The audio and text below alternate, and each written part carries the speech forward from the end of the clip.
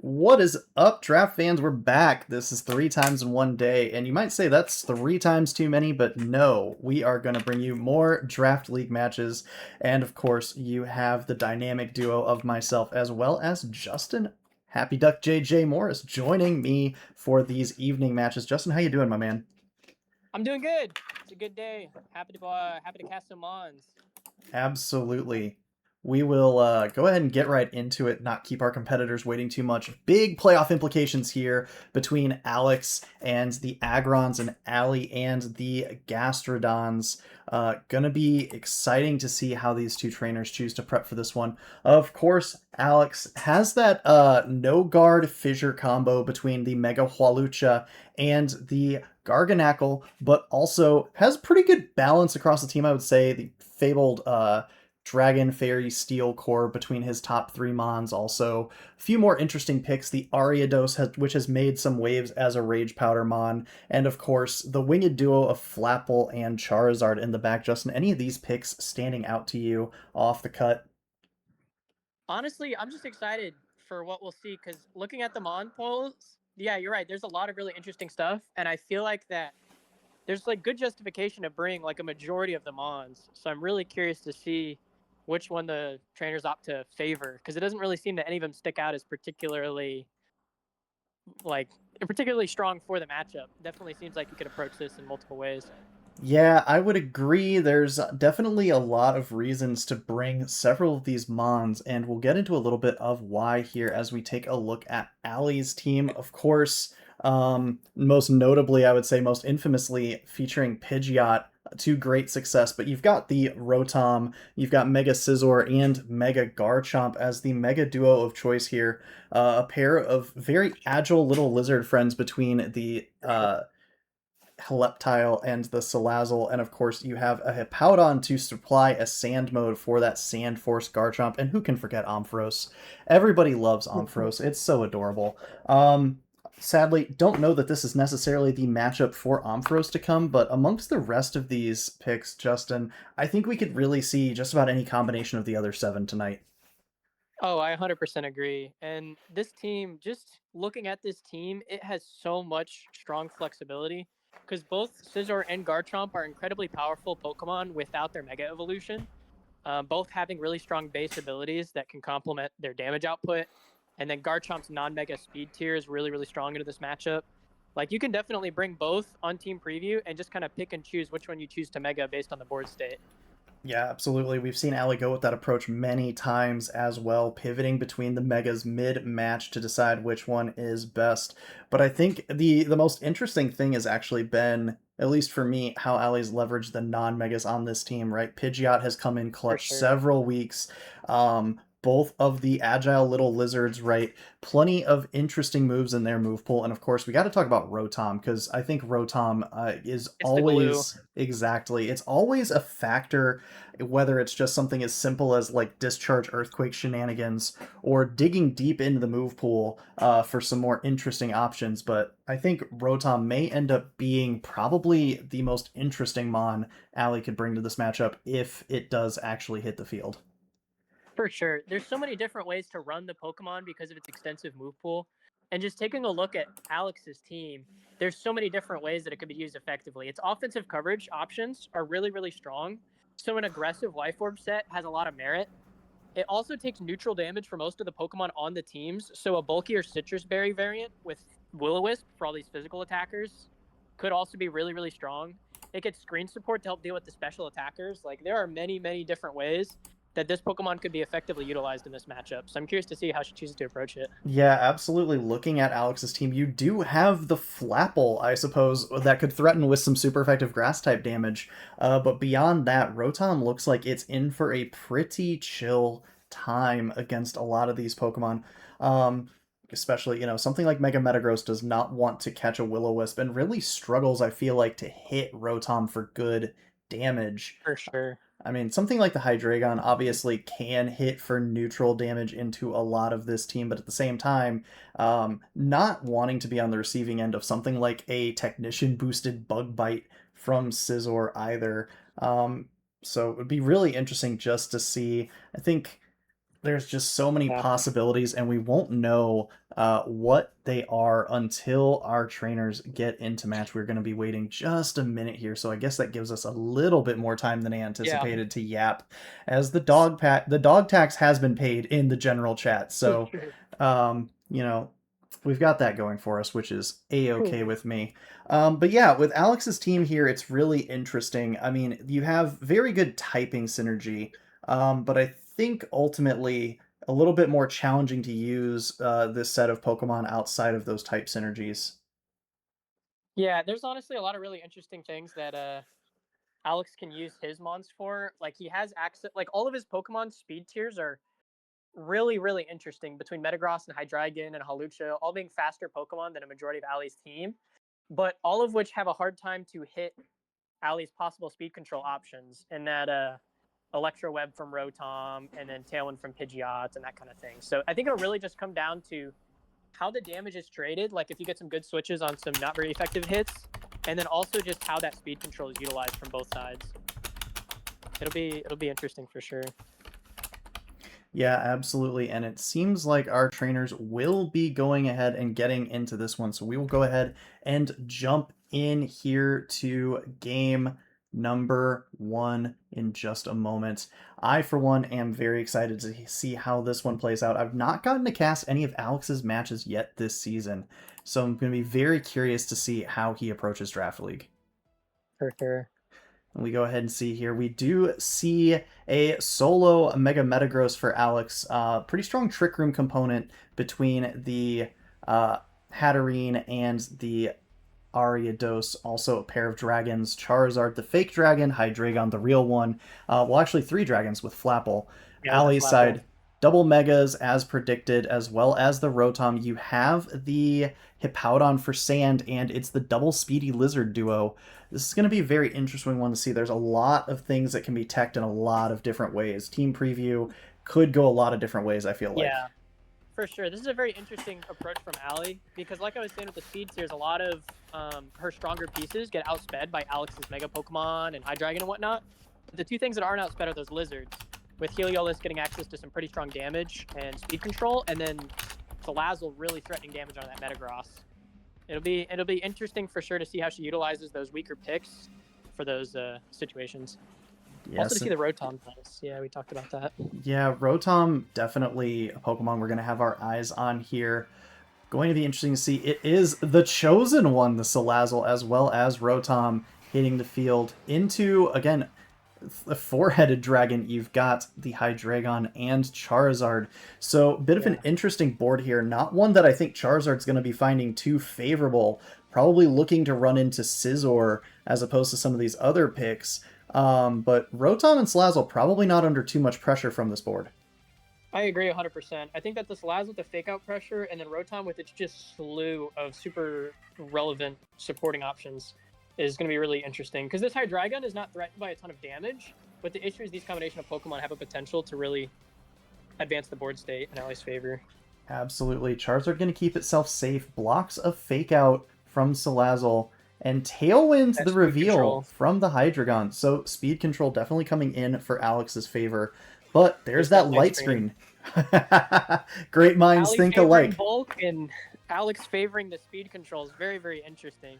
Yeah, I think that's definitely going to be the tale of game number 1 for sure. I mean, Rotom has to feel pretty comfortable here, though, against these 2 Pokemon with a light screen up if it is a bulkier set.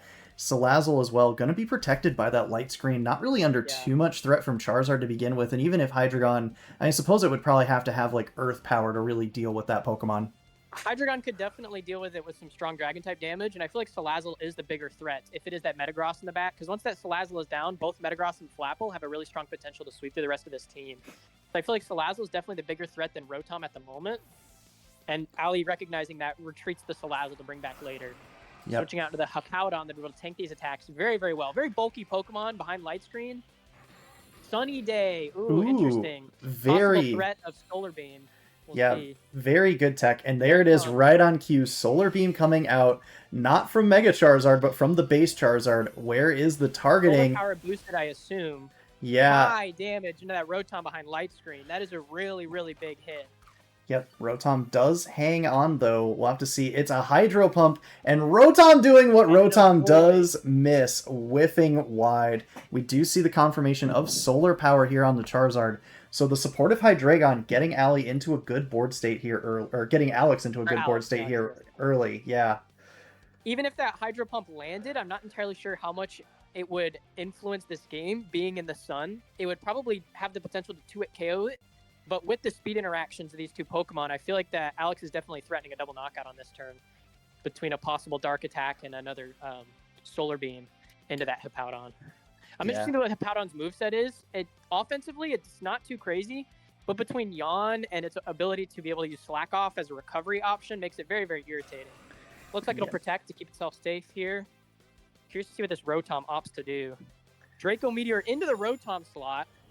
Interesting that it's not a Dark Pulse, maybe possibly reading a Protect or just not sure on those calcs behind Light Screen. Going to -2 there is very interesting, though, because it's not going to be able to threaten Salazzle for a knockout as it comes back in. Oh, White Herb. That is very cool. Very take note of that. That is absolutely. Yeah, very good tech there on the part of Alex. Getting rid of that drop. Solar Beam threatening a ton of power, and still you got plenty of HP left here for the Charizard. So we know about the Salazzle in the back. Garchomp, I think, no surprise seeing the Hippowdon. But even in Mega... This is scary. This is so scary for even Mega Garchomp is not going to take a Draco Meteor very well at all. There is also still that final turn of Tailwind available. Maybe... From the top. Yeah, I think Garchomp definitely wants to protect. We could see Switching the switch out. Salazzle, trying to win back that Weather War makes a lot of sense. Absolutely. Salazzle also going to be pressuring with Fake Out on the following turn. So we'll have to see. Deny the trick, the Tailwind coming back up for sure. Yep. Flame. No dark coverage on that Mon is very, very interesting. No Snarl, no Dark Pulse. Yeah. It's very important to note for the implications of a Metagross maybe in game 2.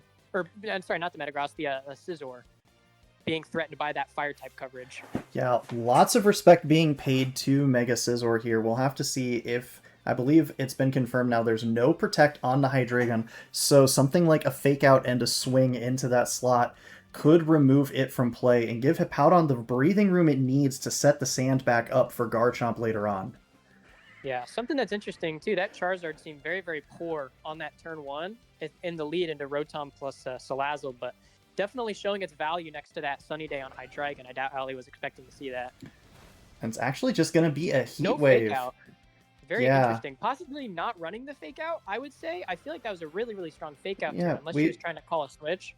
I think we may have been trying to call that switch because we did see Fake Out come out on turn number 1. Dragon Pulse teched on Charizard as well. Alex going deep into the move pool, but it's going to be Draco Meteor from Garchomp. Yeah. And that is definitely the end for Hydreigon. But interesting. But definitely still a favorable board for Alex. Hydreigon able to get that Tailwind up before it goes down, and now Charizard finds itself in pretty dire straits as its HP ticks down from Solar Power. Yeah, interesting to note too that just based on these last couple of turns from that Charizard, that Hydro Pump has really shown itself to matter. That Hydro Pump missed a lot because it would not have been able to get that attack off into that Garchomp had that Hydro Pump landed previously.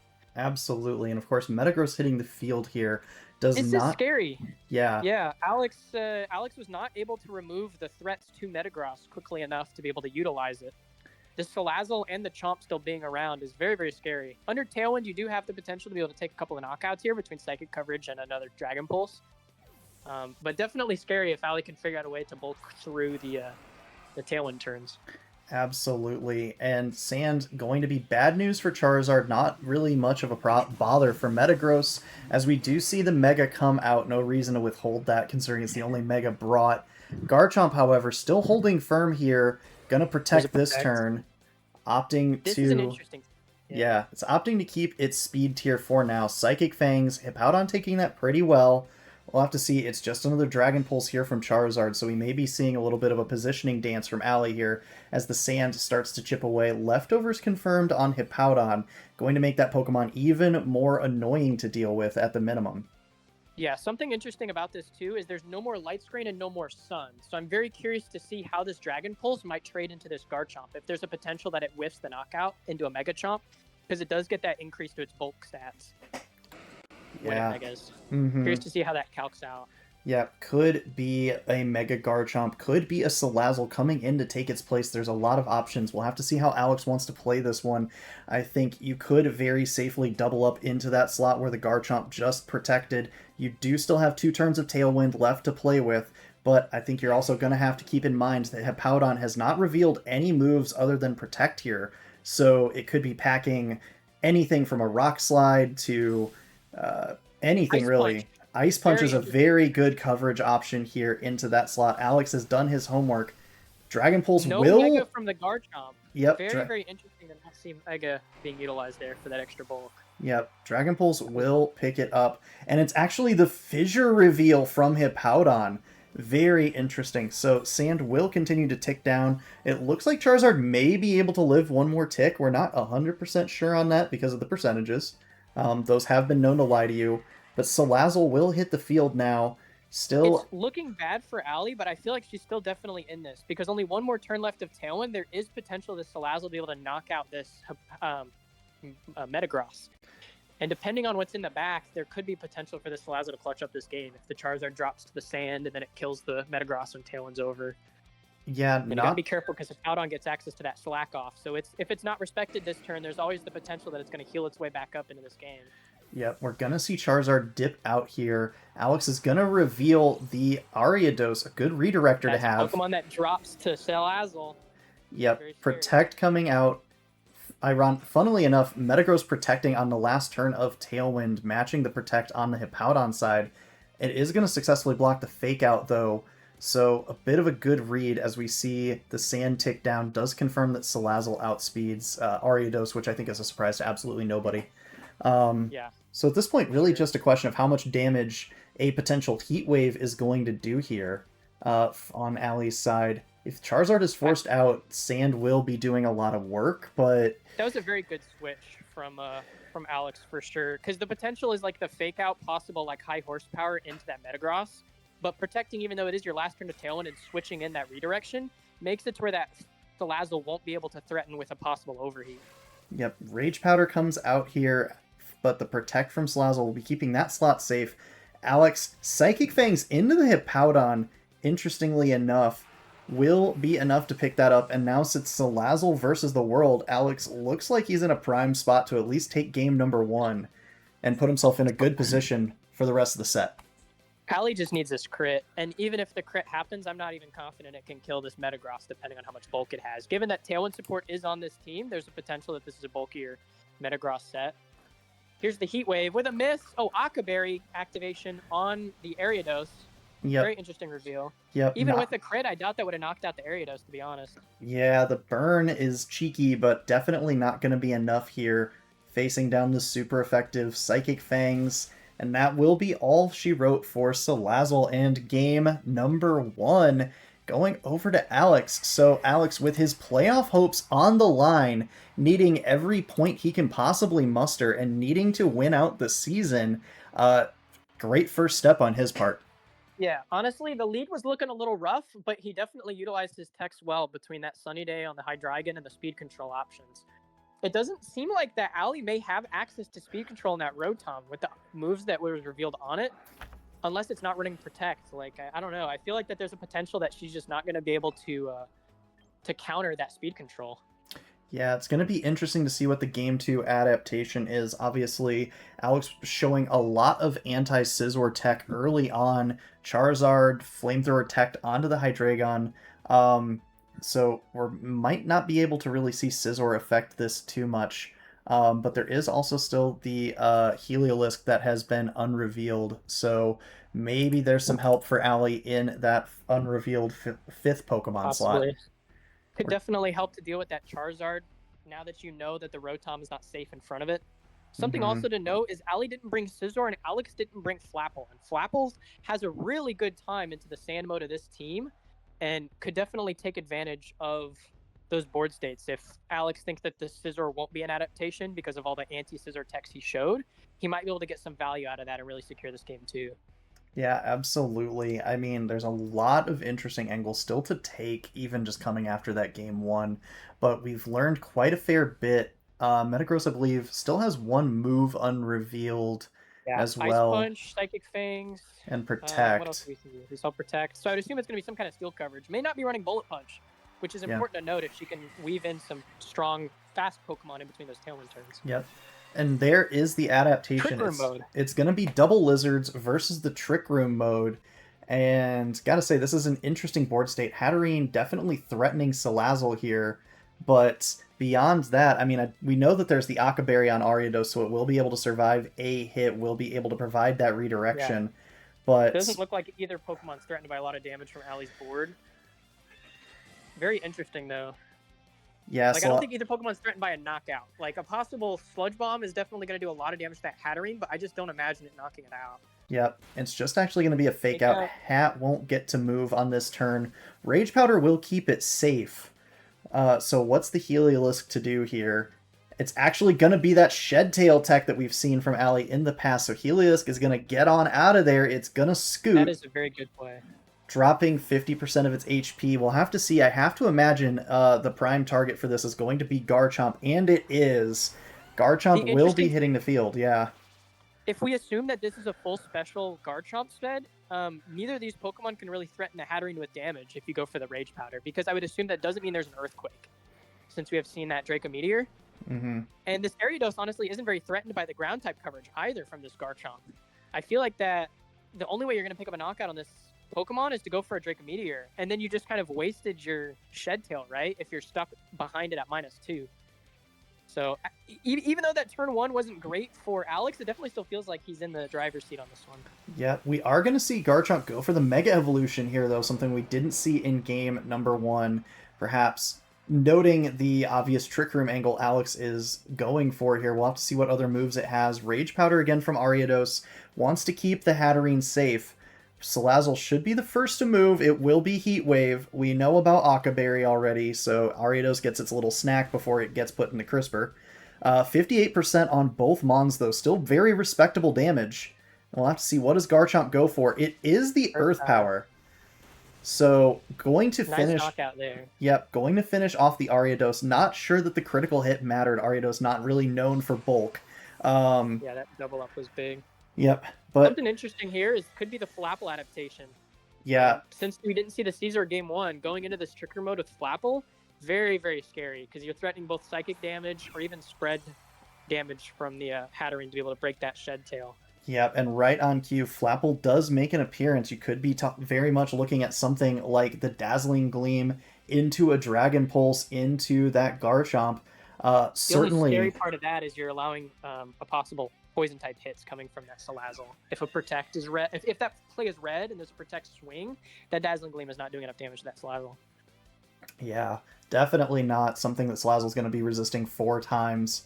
Not a Pokemon known for bulk, but I mean, a 4 times resist is a 4 times resist, right? I mean, it's just the math doesn't math at that point. We're going to have to see here. It's actually a Protect from the Flapple, interestingly enough here. Baiting out a Protect. Possibly reading the Sludge Bomb into that slot, maybe. Yeah, Protect coming out from Garchomp here. So we'll have to see what Hatterene decides to target down. It's going to be that Dazzling Gleam. Yep, the Dazzling Gleam that we alluded to. Garchomp, though, not going to lose the substitute. Not sure how much bulk is going to be on that coming off of a Heliolisk anyways. And it is the Sludge Bomb into the Flapple. So potential Focus Sash, if it's on the Salazzle, is broken. You have to imagine that's probably the Mon running it. So definitely would be vulnerable to something like a Psychic now. But if you go for a Psychic, so that was a heads-up play. Heads-up play from both players. Opting for the Protect on the Garchomp to avoid the possible double up, and then the Protect on the Flapple, respecting the fact that that Flapple needs to stay alive in order to be able to beat that Garchomp, so calling the Protects. Both players definitely understanding the board state well with both those plays. Absolutely. Realizing how potent the Salazzle could be in an endgame, it's going to get on out of there. Hippowdon definitely happy to be under Trick Room. Not super happy to see the Flapple, but it's going to be the gravity intensifying here. And Dragon Rush the play into that slot. Hippowdon taking a ton of damage. Very interesting play. Well, okay, given that it is special Garchomp, it actually does make sense, because even if this Flapple goes down, it's going to -2 special attack, and then you're not threatening a knockout into that Hatterene, right? So I feel like that while that play was a little risky, the worst case scenario, you don't get punished too hard for, because if it chooses to switch, it loses that shed tail. Yeah, it's been a while since we've seen the interactions between Gravity and a Flapple as well. Of course, Gravity making those hustle boosted moves perfectly accurate. And now, yeah, Hydreigon hits the field, so no Metagross, no Charizard this game for Alex. You have to think this Trick Room is probably working into Hippowdon's favor, and even the Garchomp's against the Hydreigon. And there's no Protect on that Mon, so will it even be able to take a double up from the -2 Draco Meteor and whatever offense the Hippowdon has brought to this matchup? That's probably my biggest question right here. Yeah, I definitely agree with that for sure. I'm curious to see this Hydreigon gets utilized, because you also have to imagine there's a lot of multipliers in play right now with the -2 special attack, but then the boost from the Sand Force and the possible damage from Hippowdon. Here's this D-Gleam, going to break that Shed Tail. Good chunk to that Hippowdon, possibly even enough to knock it out after that Leftovers recovery on next turn. Yeah, we're going to see what this Hydreigon does. Its coverage options isn't great. Oh, Body Press. Woo! Very good option. Dropping it down to half. Hippowdon putting in a lot of work there. We're going to have to see. It is the Draco Meteor. 100% accurate because of the gravity. So the gravity tech working against Alex. And yeah, Hydreigon, that's all she wrote. So now it's Hatterene versus the world. And you do have that fairy coverage into this Garchomp, which is now at -4. But Salazzle, not a Pokemon you really want to see hitting the field. Hippowdon definitely going to be able to deal good damage into that slot if it has anything other than Body Press. So there is a potential that the Hatterene picks up both knockouts here, but between the Sand and the Life Orb chip, if you just click your Protect turns right, I don't think there's any world where Ali is going to be able to win this game. Interesting to see a double Protect. If you only protect one slot and allow the Hatterene to get a slot off into the other hit, then it takes that Life Orb recoil. Because if there's 3 Life Orb turns that happen before the end of this game, then you can guarantee a win from the recoil damage. So if you only protect one and leave the other one vulnerable, then you have a guaranteed win condition that way. Yeah. So the double protect missing out on that opportunity. However, that extra set of Leftovers may be able to heal it out of range of a D-Glove. Yeah, might and be able you to. Have the potential of Salazzle coming in. Yeah, there's a lot of weird. Yeah, we've also seen the Trick Room expire. Garchomp's going to get on out of there, reset those drops, and Heliolisk will return. And it is just going to be the Fissure Fish for the Hippowdon. Gleam coming out. This probably does not actually pick up either knockout, as we see the Sand Chip come out. And Heliolisk not taking sand damage, revealing the ability there. I don't remember what sand immunity ability it has off the top of my head, but it has whichever ability that is. I was wrong about the Life Orb. I also don't think I noticed the Life Orb proc there on the Hatterene. Yep, it will be Thunderbolt from... It's actually Sandveil Heliolisk. Interesting. So Thunderbolt will clean up the hat. And Ali will force a Game 3 here against Alex. Very, very intriguing approach here where the Trick Room kind of backfired. Hatterene in a good spot, but otherwise kind of struggled to really take advantage without the power of Metagross and Charizard there. Honestly, I feel like that game was definitely still positive into Alex, just with those general game plans. If he just chooses to attack in 2 different slots differently, like if that was a double up into that Garchomp after it had protected on the previous turn, I feel like that game looks a lot different. Because then you're not able to threaten the knockout into the Hydreigon as effectively. Because if instead of a Garchomp in that situation where the Body Press double up happened, and let's say it was like a Heliolisk or a Salazzle, there would have been a decent chance that Pokemon would have survived the turn. So I feel like he had the right idea in that game too, just needs to kind of approach the turn by turn a little bit differently to secure the damage. Yeah, for sure. Will be interesting to see. Does Alex go back to the Game 1 game plan, or now knowing that Ali has a plan for it with the double Lizard lead, it's tough to say. We're going to have to see what our trainers opt for. Still, no Scizor revealed from Ali, but we've seen all the Pokemon on Alex's side here. And I think that there's definitely a case to be made for the Hatterene and the Flapple, like you mentioned, but I think you might really be missing the damage output from that Metagross, especially with that Ice Punch into those 2 ground types. Locked in quick. Wow, they locked into their game plans very quickly. They definitely understand what they want to do during this Game 3. Absolutely. No sense in waiting around if you know what you want. And it's going to be the run back. From Ali's perspective, yeah. Yep. From both? Yeah, from both. Ooh, very interesting. So double Lizards once again. Shed Tail is available to Heliolisk. Salazzle, of course, able to threaten plenty of damage, able to threaten with that Fake Out. So it may just be the run back. What will the adjustment be here, Something though? is interesting though, yeah, because with the game 2 turn 1, Alex really didn't get anything because he went for that Rage Powder Trick Room play, is what I assume. If he chooses to do something else with the Ariados, there is potential to bring it back, or to get a little extra damage and flip it back in his favor. Yeah, we'll have to see. Ariados does get access to Nightshade most notably, so could break the potential Focus Sash on the Salazzle here. I don't know if it'll be enough to break a Shed Tail, but yeah, Garchomp's going to hit the field just nice and safely. Will the Nightshade break the substitute or not?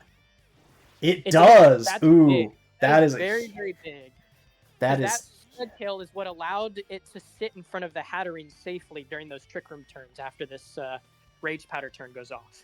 Yeah, so that's definitely a big play here for Alex, finding a way to capitalize on the fake out turn. So we'll have to see, does this Garchomp have access to any sort of spread move? Believe it still has a move that we've yet to see revealed. Yeah, it does. I would imagine not, right? Thinking about the special options that it has available to it, there's nothing really that catches my eye. It feels like it'd have to be a mix set if it was going to have a spread move.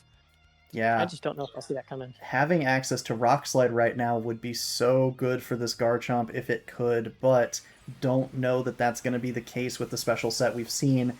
We will be seeing the Mega Evolution one more time coming out, so Garchomp getting access to all those extra stats, definitely dwarfing the Ariados in that department. No Rage Powder at all. So Alex calling out the Heat Wave play, saying, Ariados, you can provide value elsewhere. The Heat Wave will burn Ariados again, but the Aqua Berry will keep it safe. Risking this Earth Power, and it does not do enough damage to pick up the Hatterene. That is a very clutch survival from that Hatterene. We haven't seen any opportunities of priority on Allie's team at this point, so that survival will definitely stick. Absolutely, and Hat able to get up the Trick Room, so now 5 turns, well, 4, for Alex to have the priority here with this Hatterene sitting at 12%, but there is Those still... chip turns are scary. Yeah, there's still a lot of outs. You're not able to take KOs onto both of these Pokemon. Dazzling Gleam plus Nightshade, have to imagine, does not pick up Salazzle. And there's no Indeedee, there's no Psychic Terrain for a possible Expanding Force play. So if you're sitting here on Allie's side, you may be looking to swing with both. But no, it's just going to be Hippowdon coming back in. Hard calling the Dazzling Gleam with this play. Definitely. Could be a protect on the Salazzle, but no, double swap. Double swap indeed. Yeah, Heliolisk, we have confirmed, has that Sand Veil, so there is a chance that it dodges, although Gravity, I believe, would just completely negate any of that. But it is just going to be a Nightshade. It does. Yeah, I have no idea. Or no. Accuracy check than accuracy is, right? So even if a move has like 120% accuracy, I don't think that affects the... Yeah. Somebody... It's important to note the percentage that the Hatterene lost there. I believe that means that it's going to drop on this next turn to another sand turn. Absolutely, yeah. So that could definitely spell disaster for Allie, of course, or for Alex rather. If there is that Falapel in the back, though, it could still threaten a lot of damage with these remaining Trick Room turns. But it's scary though. There's so many protect opportunities on Allie's team. Only 3 turns left of Trick Room. Even if you are able to get that Falapel on the field, I'm not sure you're going to be able to do enough in 3 turns to do so. Yeah, and Ariados is just going to get on out of there. Alex wanting to preserve that piece, not take Sand plus. That he needs that Pokemon out. Yeah, for sure. Ally switch. Ally switch coming out from Allie. Another lesson in Pokemon that get that move. Dazzling Gleam not going to care, and Heliolisk will hang on by a thread in its Stomping Tantrum, but into the flying, or the Grass-type Flapple, so pretty minimal damage, and Hat does hang on. Whew. Oh boy. That's very big, because I imagine that Allie went for that Stomping Tantrum turn, assuming that Hatterene would go down to the sand, but those couple HP points that don't manipulate that percentage is a big deal there, because from our perspective, it definitely looked like it 12% down to 6%. But those individual HP points can definitely make a difference. Yep, Hippowdon gonna be keeping itself safe this turn. We'll get some leftovers recovery. Heliolisk will fail the double ally switch, so perhaps no access to a protect in that slot. So it's going to be a trade of Heliolisk for Hatterene here as the Gleam comes out. Favor, I would say. Yeah. Oh, absolutely. And a big piece of the damage equation is going to go down, and we've still yet to see a grass-type move revealed from Flapple. No Grav Apple or anything of the such. So it'll be interesting to see what tools it has to hit into this Hippowdon other than just the Dragon Rush, which we know is not enough damage to get there on its own. Yeah, I imagine maybe just trying to call a Salazzle switch in on the grass-type move with the 4x resist and being able to resist the Dazzling Gleam. But definitely curious if they're running the move. Last time we saw Hydreigon as the 4th, and we still have yet to see the 4th. So there is a potential that Hydreigon could come in later and be able to click a Tailwind in a late game situation to allow this Flapple to outseed the Garchomp when the Trick Room ends. I'm also curious to see the speed interactions between the Metagross and the Salazzle, because we know the Salazzle's faster there. So if it is Metagross in the back to beat the Garchomp, Salazzle, if it's preserved properly, maybe it'll beat that Pokemon. But it's hard to say which of those two Pokemon could be brought in the back. Ali, I think, just kind of has to pick one and then play to that as the win con. Yeah, for sure. I mean, where there's a Mega Garchomp, there is definitely a way. It's going to be able to trade well 1v1 with most of those Pokemon, and Hippowdon's actually going to get on out of there in order to preserve a second Sandstorm, potentially. Just to protect here from the Flapple, perhaps calling a Fake Out into that slot, and indeed it is. Fake Out into the Flapple, so probably a Nightshade from the Ariados. That good, consistent damage option will drop Salazzle down a fair bit. KO. Yeah, not a 2-hit KO, not even after a couple turns of Sand Chip, and Ariados ticking away here. So, yeah, both of these Pokemon, I think, are under a great deal of pressure. You're going to get a 100% accurate Draco Meteor into the Flapple, and there's no more Akaberry to protect the Ariados. So the really, Flapple had to make a call last turn. It needed to attack to take advantage of that last turn of Trick Room. That protect, I feel like, even though you're not entirely sure which Pokemon could protect or switch, I feel like you just have to call it at that point in the game. Because now Heat Wave just threatens a double knockout for sure. I can't imagine this Flapple being able to survive that. Yeah, definitely not able to survive the double up, and with the Mega Evolution, Salazzle should be the first Pokemon to act. And it's actually a Sucker Punch coming out from Flapple that will pick it up. That is a big tech. That is a huge pickup. And Draco Meteor is going to go into the Ariados. Not able to switch out of these debuffs as well. If it is that Hydreigon or that Metagross in the back, I doubt even in the sand it'll be able to take a Earth Power or a Draco Meteor. Depending on which of those two Pokemon it is. Yep. Gravity Return normal, so the Flapple always has that opportunity to miss its moves. Absolutely. But this is definitely looking to be in Alex's favor. Yep, Hippowdon will reset that Sandstorm, so Garchomp will get access to that boost, and it is the Hydreigon coming in here. So double Dragons threatening down into the Garchomp here. Hippowdon, we've seen Fissure, we've seen 2-hit KOs from Body Press into that Hydreigon, but I can't see the Hippowdon being able to do enough to stop this Hydreigon. This Hydreigon is assumably faster than that Garchomp and can threaten a KO with the Draco Meteor. And even if you protect the Garchomp and go for body presses, you have to be able to hit 2 into that Hydreigon to stop it from being able to get the knockout of that Pokemon. Not even trying to go for the protect, possibly playing for a miss from that Draco Meteor, but that will definitely send that Pokemon packing. Yep, Garchomp. Good game by Alex. Good game by Alex for sure. Yeah, absolutely. Garchomp will go down. Draco Meteor more than enough, and we know about the White Herb, so we're going to get a second full power Draco Meteor. Hit Fissure the play here, knowing that you need the one-hit knockout, but unfortunately, Hippowdon is, I believe, 0 for 4. Yep, and it is going to be the Grav Apple to finish things off. No gravity needed. But Hippowdon will go down, and Alex is going to clean this one up in a 2-1 win. We'll have to see, maybe we can grab a few words from him before we move into the next set, but that was definitely a bit of a thriller. Honestly. Game 2, he had the right idea, and recognizing that it didn't, even though that it didn't work, recognizing that it was the right idea and that he just had to play his turns a little bit tighter. That was very, very well played from him. Yeah, absolutely. Very well-constructed game plan as well, and didn't even give me a chance to send the invite. Alex, how you doing, man? How you feeling?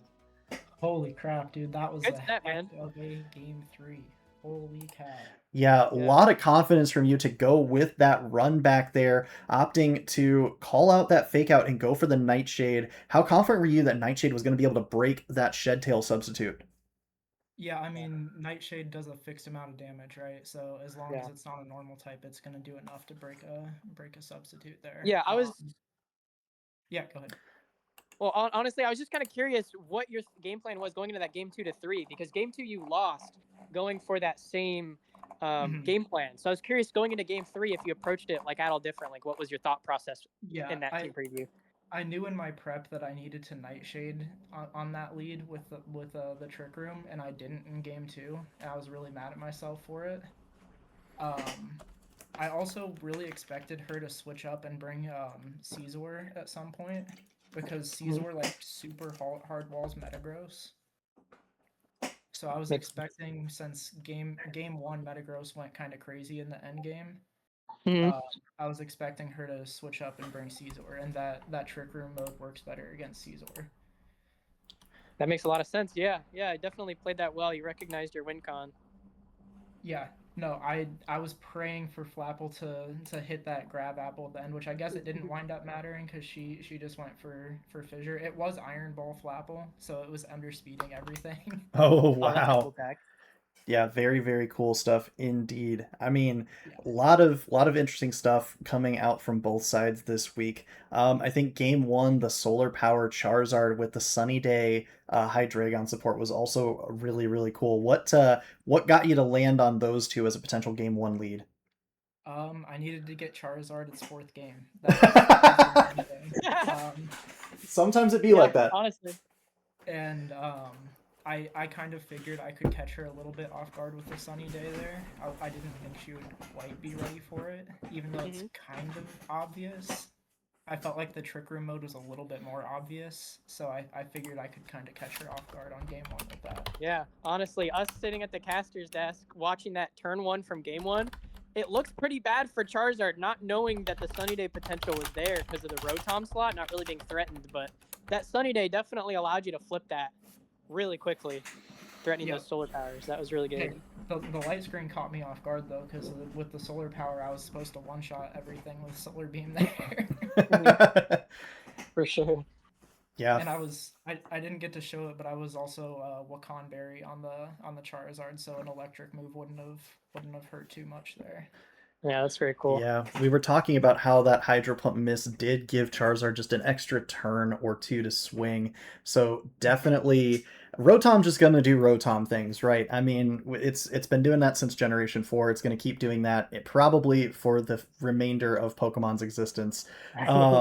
But yeah, definitely really good game plans from both sides. I think your prep definitely showed through, and getting a lot of value out of that more unconventional Trick Room mode, Gravity Hatterene next to Flapple.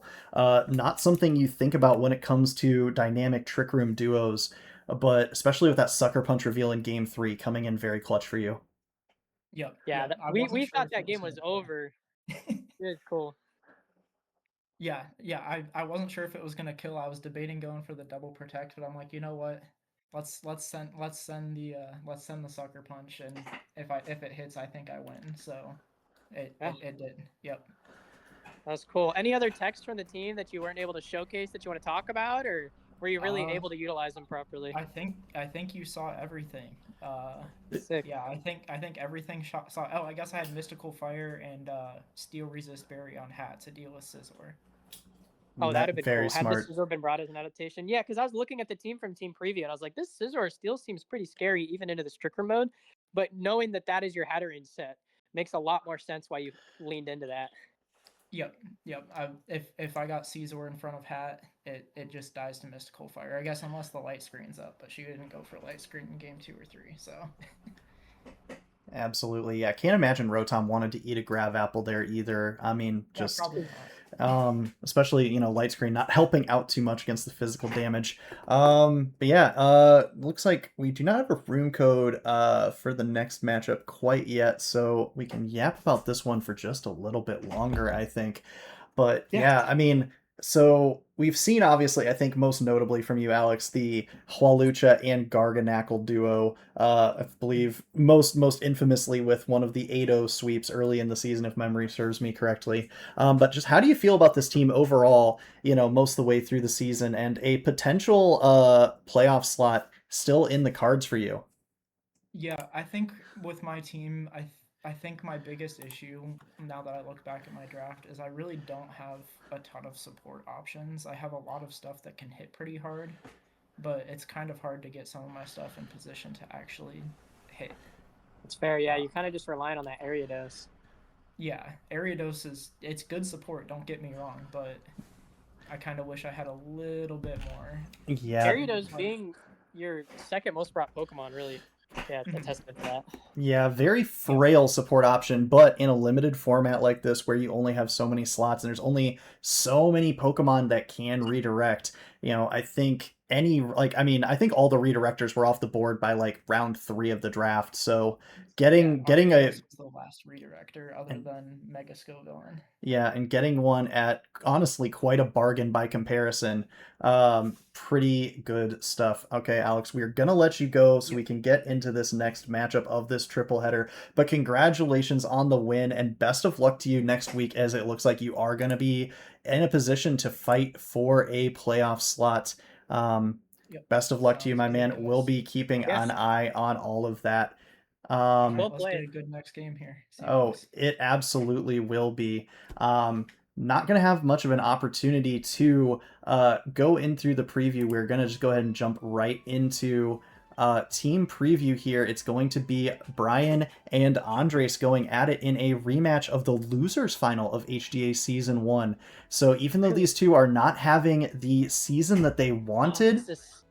This is such an interesting matchup for sure. Having dual weather potential from Brian is very, very interesting given the Pokemon that Andres chose to bring. That Skullvillain, that Chestnut, definitely some Pokemon that can threaten both variants of the weather.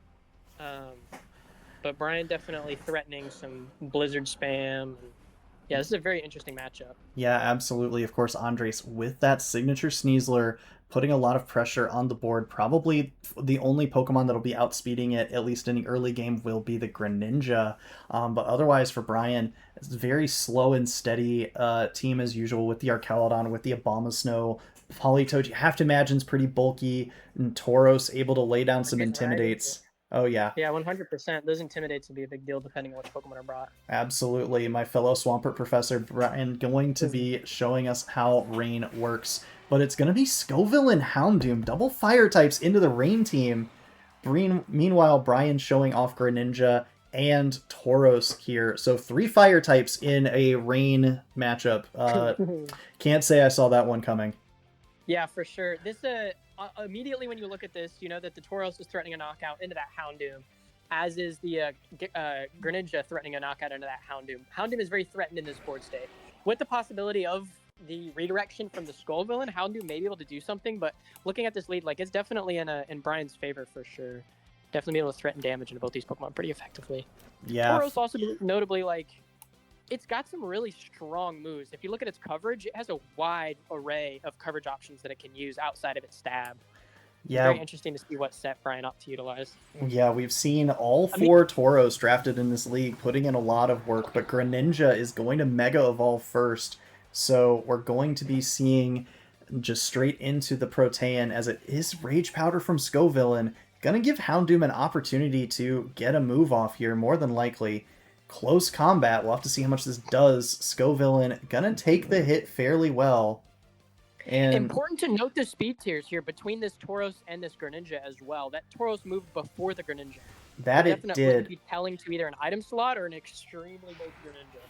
Yeah, I would suspect probably Choice Scarf is the play there, but it's going to be Flame Charge from Houndoom here. A little bit of chip into the Greninja, but giving it a speed boost. And we're going to have to see how that affects the speed order going into this next turn.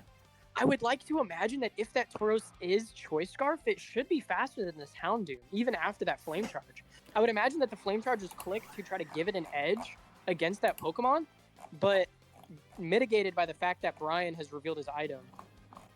Yeah, absolutely. And as we consult the Pokedex, yeah, Houndoom 5 base points slower than Tauros. So if it's Adamant or if it's Jolly Tauros, then Brian will still have the speed advantage on that Pokemon. Hawlucha hitting the board here, so Andre's keeping his final Pokemon close to the chest. We'll have to see what Hawlucha's able to do to influence this board. Another Pokemon with an interesting... Yeah, another Pokemon with an interesting move pool, threatening super effective into both of these Pokemon, notably. So we'll have to see what the targeting is going to be. And I'm curious just how much pressure this Greninja is going to be under on this turn. It's going to switch out, Enough to switch, yeah. Enough and pressure to switch out. Switching out into that Politoed. Interesting switch here because you are negating your fire type damage from that Tauros. There's a Heat Wave. yeah, not a lot of damage coming out from that Heat Wave, so a good swap there. Tauros is locked into close combat, so interesting. Perhaps a bit of a tell on the speed ordering, but no Focus Sash means Houndoom is out of here. Confirms the Scarf on that Tauros. And also Houndoom outspeeding, telling to the EV training on both these Pokemon, assumably being an Adamant on that Tauros and a Jolly on that Houndoom.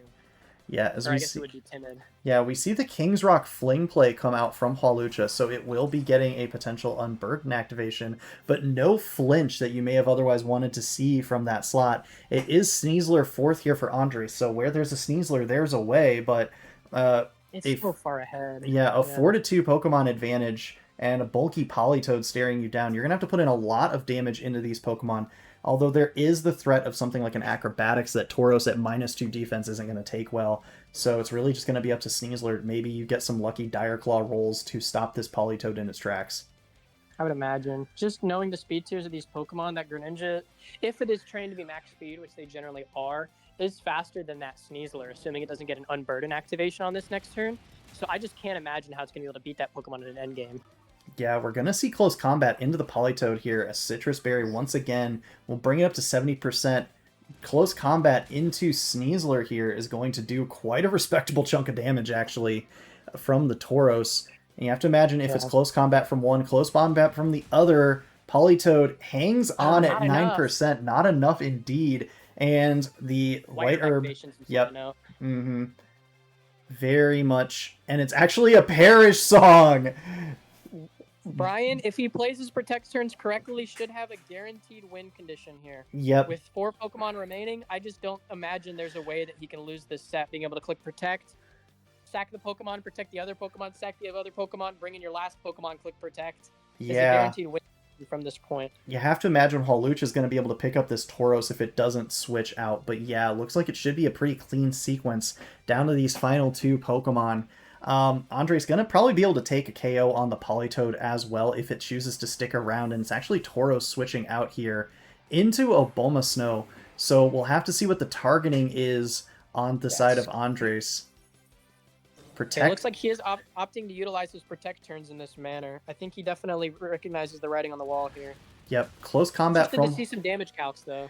Yeah, close combat, not enough to pick up Abomasnow. And no Acrobatics revealed either. And it's actually Rock Slide here from Sneasler, another tech that Andres is known for. We'll have to see how much it does do more than enough to pick up the Abomasnow here. No surprise with the super effective damage. So now Brian has to be very careful with how he sequences this. Politoed is very, very vulnerable, and Tauros, if it is in fact Choice Scarf like we assume it to be, has no access to Protect. So, as long as the Tauros hits the field on this turn and the Greninja has Protect, he has a guaranteed win condition. Because even if both Politoed and the Tauros go down, you go into Greninja and you click Protect and you win the game. There is a potential, technically, that Andres could have access to Feint on his Sneasler. That is a Pokemon that is a move that Pokemon gets. Indeed. But all Brian has to do is allow both of his Pokemon to come down, go into Greninja, click Protect, and he wins the set. Yeah. And you do also have an Intimidate drop onto both of these Pokemon, so Tauros putting in a little bit of extra utility. Hawlucha gonna struggle to pick up the one-hit knockout here unless it has access to Acrobatics, so gonna be interesting to see how Andres chooses to play this one. Like you said, though, a potential Feint on Sneasler, if he's teched for it, could be the play. It's actually close combat into finishing off the Politoed. So getting rid of that slot. Possibly just choosing to not reveal those damage calculations, because I'd imagine if he had the flying move, he would have clicked it if he thought he still had a chance. Yeah. Also knowing that Sneasler, with that Unburden boost, will be moving ahead of the Tauros, bringing it down to 23%. And it's actually Temper Flare coming out from Tauros. And that'll be enough to pick up Sneasler on its own. So very interesting. Perhaps revealing a little bit of how that Sneasler is trained, not having too much in the way of defense after multiple close combat drops. I suppose it wouldn't. I think it was 1 close combat for the White Herb and then a second one with the drops. So that would have been -1 defense. Yeah. So, I mean, only a base 75 fire type move that still has a lot of damage in that Sneasler, but definitely telling to his training. Absolutely. Yeah, I doubt this Hawlucha has spread moves, and even if it does, a Protect on this Greninja does guarantee that win con with the Perish. Yeah, So I will. absolutely. And I believe, I don't know, I think Joey is the only other person with any really notable Perish mode. Not sure how many Perishes he's pulled off, but Brian going to be able to pick up a win here with Perish Song. Politoed Yeah, taking utilizing that Hawlucha well. down from beyond the No grave, Protect. choosing not to reveal a Protect, giving over a KO to the Hawlucha, which in return I would expect a critical hit actually into Greninja, interestingly enough. But So Tauros we still, should be able to clean this up with that Temper Flare. and even if it doesn't, that Perish Song surely will. Yeah, Enough to spend it. Yep, that's crazy. yeah, Hawlucha at about, I think, -3 or -4 at that point. Not much hope of surviving pretty much any attack, so... Important to note some speed tiers there for sure. I mean, obviously you would assume an unburdened speed or unburdened boosted Pokemon could outspeed a choice scarf Pokemon, but good to note nevertheless that both of Andre's Pokemon are unburdened, and both of which are trained very aggressively, spamming that close combat. Yeah, I'm absolutely. curious to see what Andres does to adjust, because his lead honestly did not respect the water type damage at all. Maybe possibly just needing to bring Houndoom for the count of the season, or I don't know. Maybe he had some text we weren't able to see, but Houndoom just didn't really do anything that game. Yeah, the Flame Charge coming out definitely helping at least with the speed tier, but yeah, something like Archelodon, Politoed would have just been an absolutely abysmal lead for that Pokemon to see. So we're gonna have to see what adjustments, if any, we might have. It does, in fact, Houndoom yet to make an appearance outside of that one game, Hawlucha only making 2, so Andres needing to bring some Pokemon just to meet the threshold. But of course, meeting the threshold doesn't really do much for you if you end up losing the games, so we're gonna have to see how he's able to adapt in the face of these Pokemon. So, I mean, I would imagine that Brian does not adjust to the snow mode, which is why you would go for the Houndoom lead, because the Houndoom lead does threaten that fairly well. So I'm curious if he opts to maybe, if he has to bring it, he may bring it in the back to attempt to utilize it to help deal with those backmons. But even when that Politoed sits at the rain, like your dark coverage just really isn't doing anything. I just can't find a line where that Houndoom gets to do a whole lot. I would imagine that a Chestnut adaptation could be really effective towards this game, with the only Pokemon being able to threat you with super effective damage being the Ice types, possibly a Blizzard or Ice Beam on that Greninja, and then the Tauros. But if the Tauros is in rain, obviously the damage is decreased. Definitely curious to see if those Pokemon are an adaptation from Andres.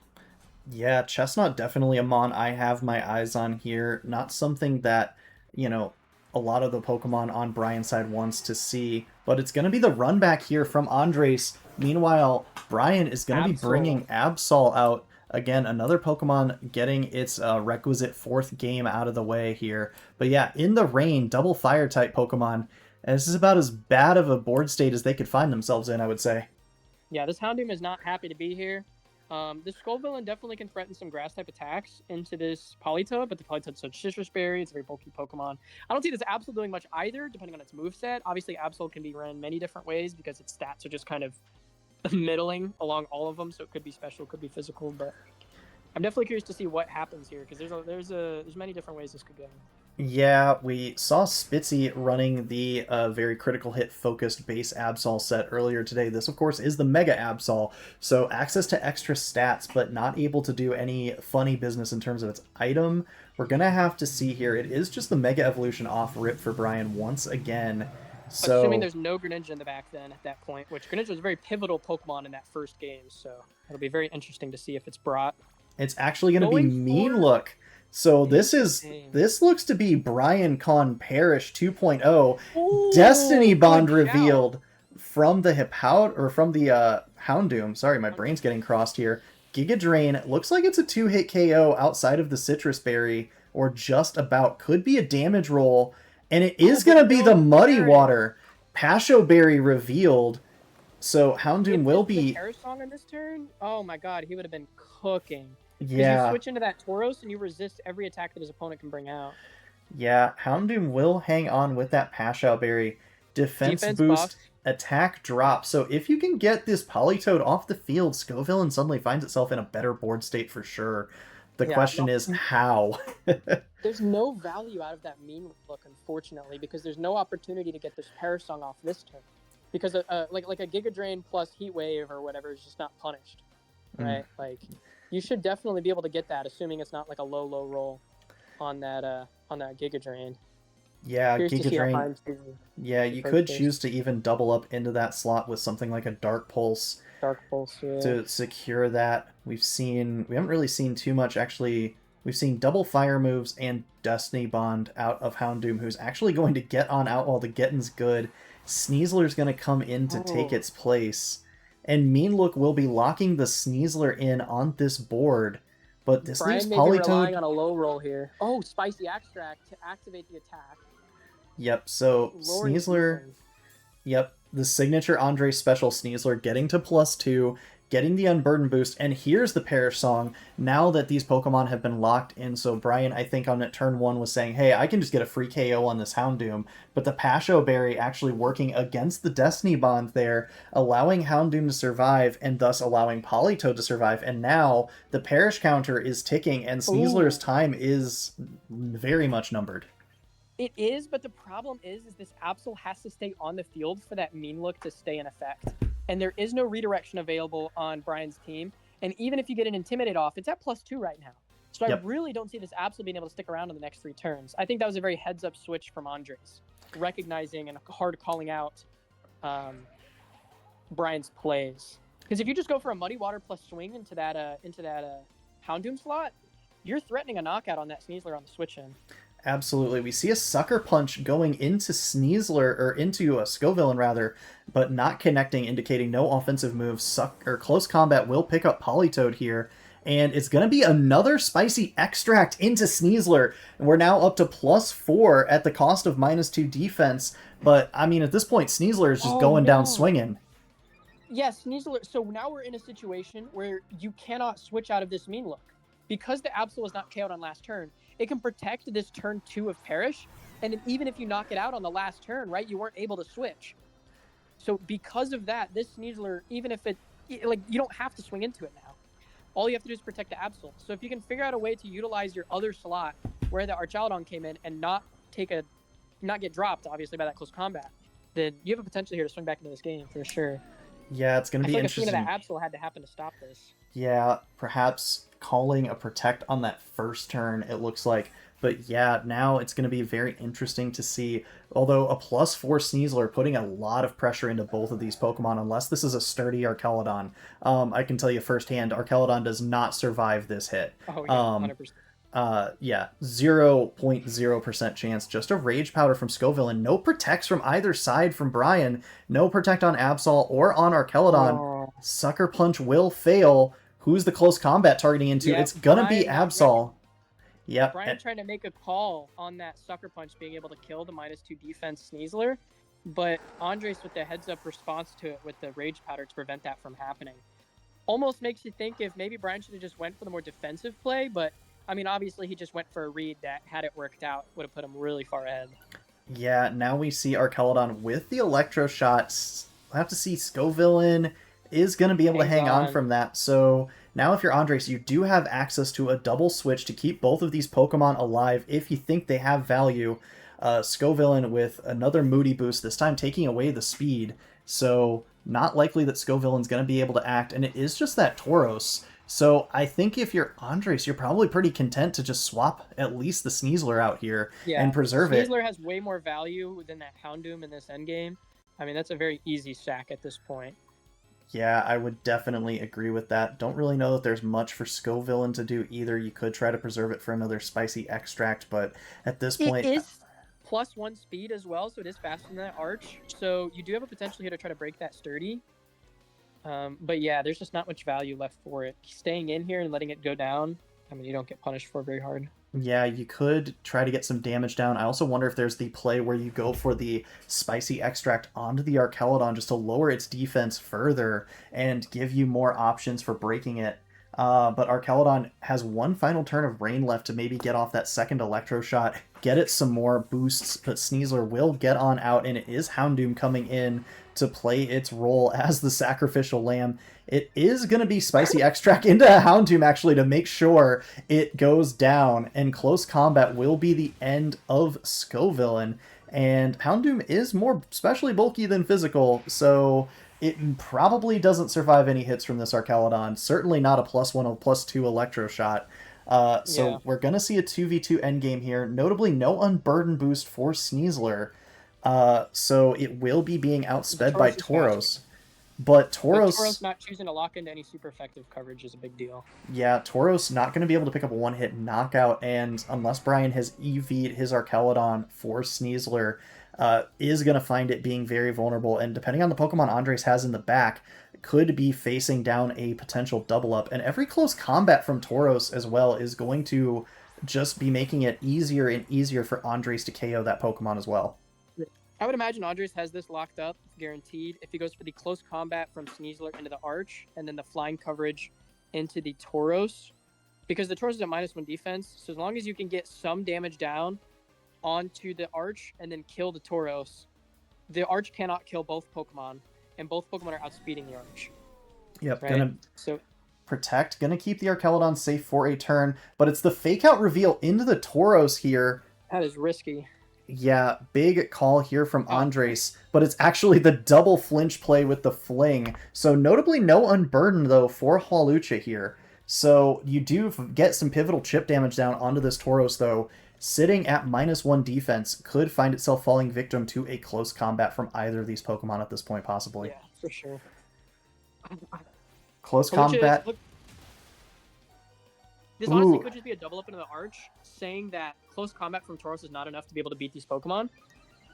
Yeah, That would definitely also make sense now that the Protect has been shown. Yeah, I would agree with that. Hawlucha also going to resist this, so it's going to be a 2-hit KO on both Pokemon, I believe, at this point. And it is, in fact, just that double up. So Archelodon, bulky enough for the Hawlucha, not enough for the double up from Sneasler. So we still recognizing... Yeah, Andres recognizing the fact that Archelodon just protected and was vulnerable to a knockout. The start of the game looked really weird. The Houndoom clicking Destiny Bond I was not expecting, and being Passion Berry. I feel like that Brian had a good idea with the Perish turns, just mis-sequenced it just barely. And was, I think, a turn too late, honestly, on that Absol and on the actual Perish turn itself. Yeah, absolutely. Perish. And it is the acrobatics reveal from the Hawlucha as well. So we're going to get that confirmation. No Tailwind on that Pokemon. But yeah, Perish, I mean, definitely not an easy strategy to pull off, especially with the pressure of a set like this. But we are going to get our second Game 3 of the evening. Andres and Brian, no strangers to taking it to 3. No strangers to tough matchups like this. We're going to have to see what adaptations there are now that you know, Absol's been revealed. We've seen the mean look tech. Could very well just be a situation where Brian tries to go back to something a little bit more comfort, a little bit more standard. As for Andres, I believe it's been the same for Pokemon, just in a slightly different order. He also led the Houndoom and the Skullvillain, so definitely tried to approach it with the same strategy and working out a lot better in that game too. Notably also going through both games without a Mega Evolution, Chestnut nor Heracross to make an appearance. So very true. Both Pokemon not very happy to see. Honestly, that Heracross does not like to see that rain boosted neutral water damage for most of these Pokemon, and Chestnut just getting sent to God by those ice types. I can understand not wanting to bring either. Yeah. I'm curious, how many more times do you have to bring Houndoom? Houndoom. No, Houndoom still has Houndoom has yet to be brought the entire season, so it's at 2 of 4 after those games. So it may be Houndoom for the final game. Hawlucha has hit its 4th game. Chestnut still needing to be brought for a game. Definitely, if you look at the counters for Andres, no surprise to anyone who knows Andres' strategy, favoring Scovillain and Sneasler above all else. Yeah, I think if you're maybe calling that the snow mode doesn't come, Chestnut could provide a fair bit of value, especially if it's like a bulky body press set to get around Intimidate. There is also the potential that it's running Wide Guard, and if it is Blizzard over Ice Beam on that Greninja to try to take advantage of the fact that the snow is up, it could still be effective into that snow mode, depending on what moves Brian's using on his Mons. Absolutely. I feel like Chestnut makes a lot of sense now that he doesn't have to bring the Halucha anymore. But to speed off the Halucha, it still has the same fighting coverage. Adjustment of the leads. No Houndoom on lead. No, And adjustment of the leads from Brian as well, bringing out that Archaladon. Archaladon's heavily threatened right now by the Sneasler. Yeah, so much pressure here from this Sneasler. And of course, you know, you can EV an Archaladon to survive a close combat from Sneasler. That's not the tricky part. The tricky part is surviving the close combat from a potential +2 Sneasler from that side spicy extract play that the Scovillain loves to go for on Andres' side. So very... Also imagine that neither of these Pokemon are getting one-shot by the Electro Shot from Arch.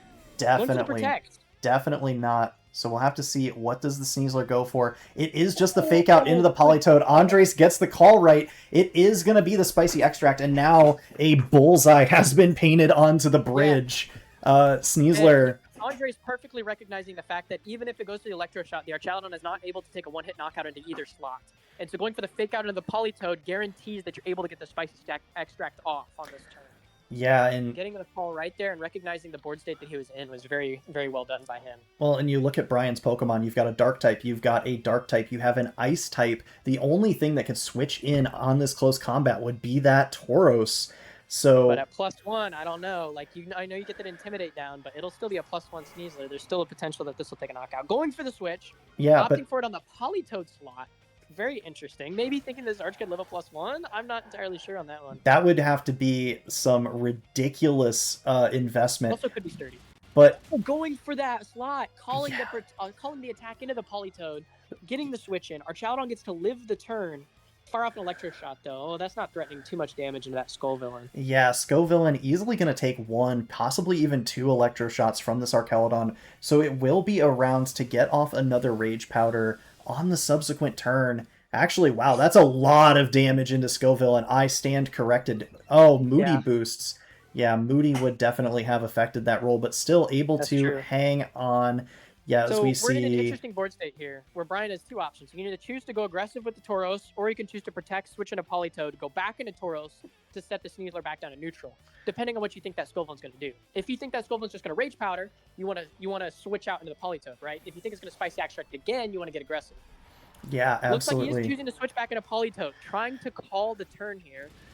Close combat, though. Combat into the Arch, no protect from the Archaladon. Yep. And it just gets sent to God by that +1 close combat. Yeah, that's all she wrote. Archaladon has a lot of struggles in Regulation MA, MB, no Assault Vest, no access to Body Press, and Sneasler, bigger and threat. That switch there with the Giga Drain, too. Yeah, Giga Drain more than enough to pick up a 2% HP Tauros, but we see it doing actually over 50% thanks to, I believe, a Moody boost to the special attack. Now Scovillain's going to get its special defense back in exchange for a stage of defense. So the Moody boost... I believe it also did get a defense buff, though, right? So it should be +2 defense, +2 special defense. Yeah, so Scovillain living this long, gonna be even more of a menace. We'll have to see what Greninja is packing as, Scovillain, 2 stages of speed and 1 stage of each defense at a cost of 2 stages of physical attack, which I think Scovillain will make that trade every single day. Oh, 100%. Interesting to not see the Protect on the Archaladon. You could have thought that maybe a Protect from Arch, switch to Politoed, and then switch back into Tauros. Getting that Sneasler back to neutral could have given Arch a chance to live, but maybe he just knows he's not very defensively invested and knows that that wasn't an option. Yeah. Justification for that play. I don't know. Either way, losing the Archaladon there sucks really bad. Yeah, Archaladon definitely a big piece, and you can invest obviously a lot into your physical defense, but you know, yeah, you live the Sneasler, blah blah blah, but then if you're not dealing enough damage, does it matter if you're getting 2-hit KO'd versus 1-hit KO'd? We will see Mega Greninja here in game number 3, so the Mega may be Brian's last good out. It will have water-boosted Water Shuriken. No Rage Powder to come out. But is Water Shuriken into Scovillain, though? Trying to possibly call a Protect plus Giga Drain? That's a tough one. Not enough hits either to take the knockout. No attack into the Greninja. Important to note the speed tiers, that not the speed tiers, sorry, the priority on the Water Shuriken. Being able to outspeed that Scovillain, or that Sneasler. Sorry. But yeah, Scovillain, a lot going on, but that Giga Drain from Scovillain doing so much damage and healing itself up in the process. And in signature form for Andre, Sneasler coming in his moment of greatest need, putting in so much work. And now it's a 2% Tauros and a low HP Yeah. Greninja, You Sneasler. would have to imagine, though, that turn could have played so much differently had there been 5 hits on that Water Shuriken to kill the Skull Villain to then allow Absolutely. a Water Shuriken on this turn. Even though that looked really, really bad for Brian, he was only a couple Water Shurikens off from coming back into this game. Yeah, sometimes that's the gamble you have to take. Of course, no access to loaded dice at all in Champions, and definitely no access for Mega Greninja required to hold a Mega Stone. So, Water Shuriken going to be a bit of a gamble, but Andre's actually going to keep Sneasler in the back and is going to reveal Chestnut. So, just going to fortify this up even more as Chestnut is going to shrug off these Water Shurikens like nobody's business. And 3 hits. yeah, 3 hits again. Scovillain with that Giga Drain will finish off the Tauros. This Moody boost allowing it to outspeed. And so now if you're Andres, it looks like it looks like you're just going to be able to feed this final KO to whomever you want. None of his Pokemon particularly high in the MVP race. Golurk actually leading his team in KOs, who's got the night off this week. But Chestnut getting to make an appearance, yeah. Yeah, if there was no speed on this Scovillain, there is a potential of a Blizzard double knockout into a Water Shuriken knockout on the next turn. But given the Scovillain has all those speed boosts, that Giga Drain more than locks up this game, for sure. Yeah, no, this looks more like a Blaziken than a Scovillain at this point, plus 6 to speed, and -1 special attack at this point, but I think you'll take that trade-off. 23%. Yeah, you're chilling. Yeah. Yeah. Can't also imagine. got a couple of Spadef boosts as well. Like, this Pokemon, even a 5-hit Water Shuriken with a couple of crits, I doubt kills the Scovillain, and then you get packed up by that body press. Yeah. Switching around, still trying to play this game. Yep. Andres making sure the fans at home know what Pokemon he brought. Houndoom getting its 3rd game in. Chestnut is going to get its 4th. We will see Mega Chestnut with that armor, that regal. Are those leaves? I think those are leaves. But it is actually just the raw Blizzard.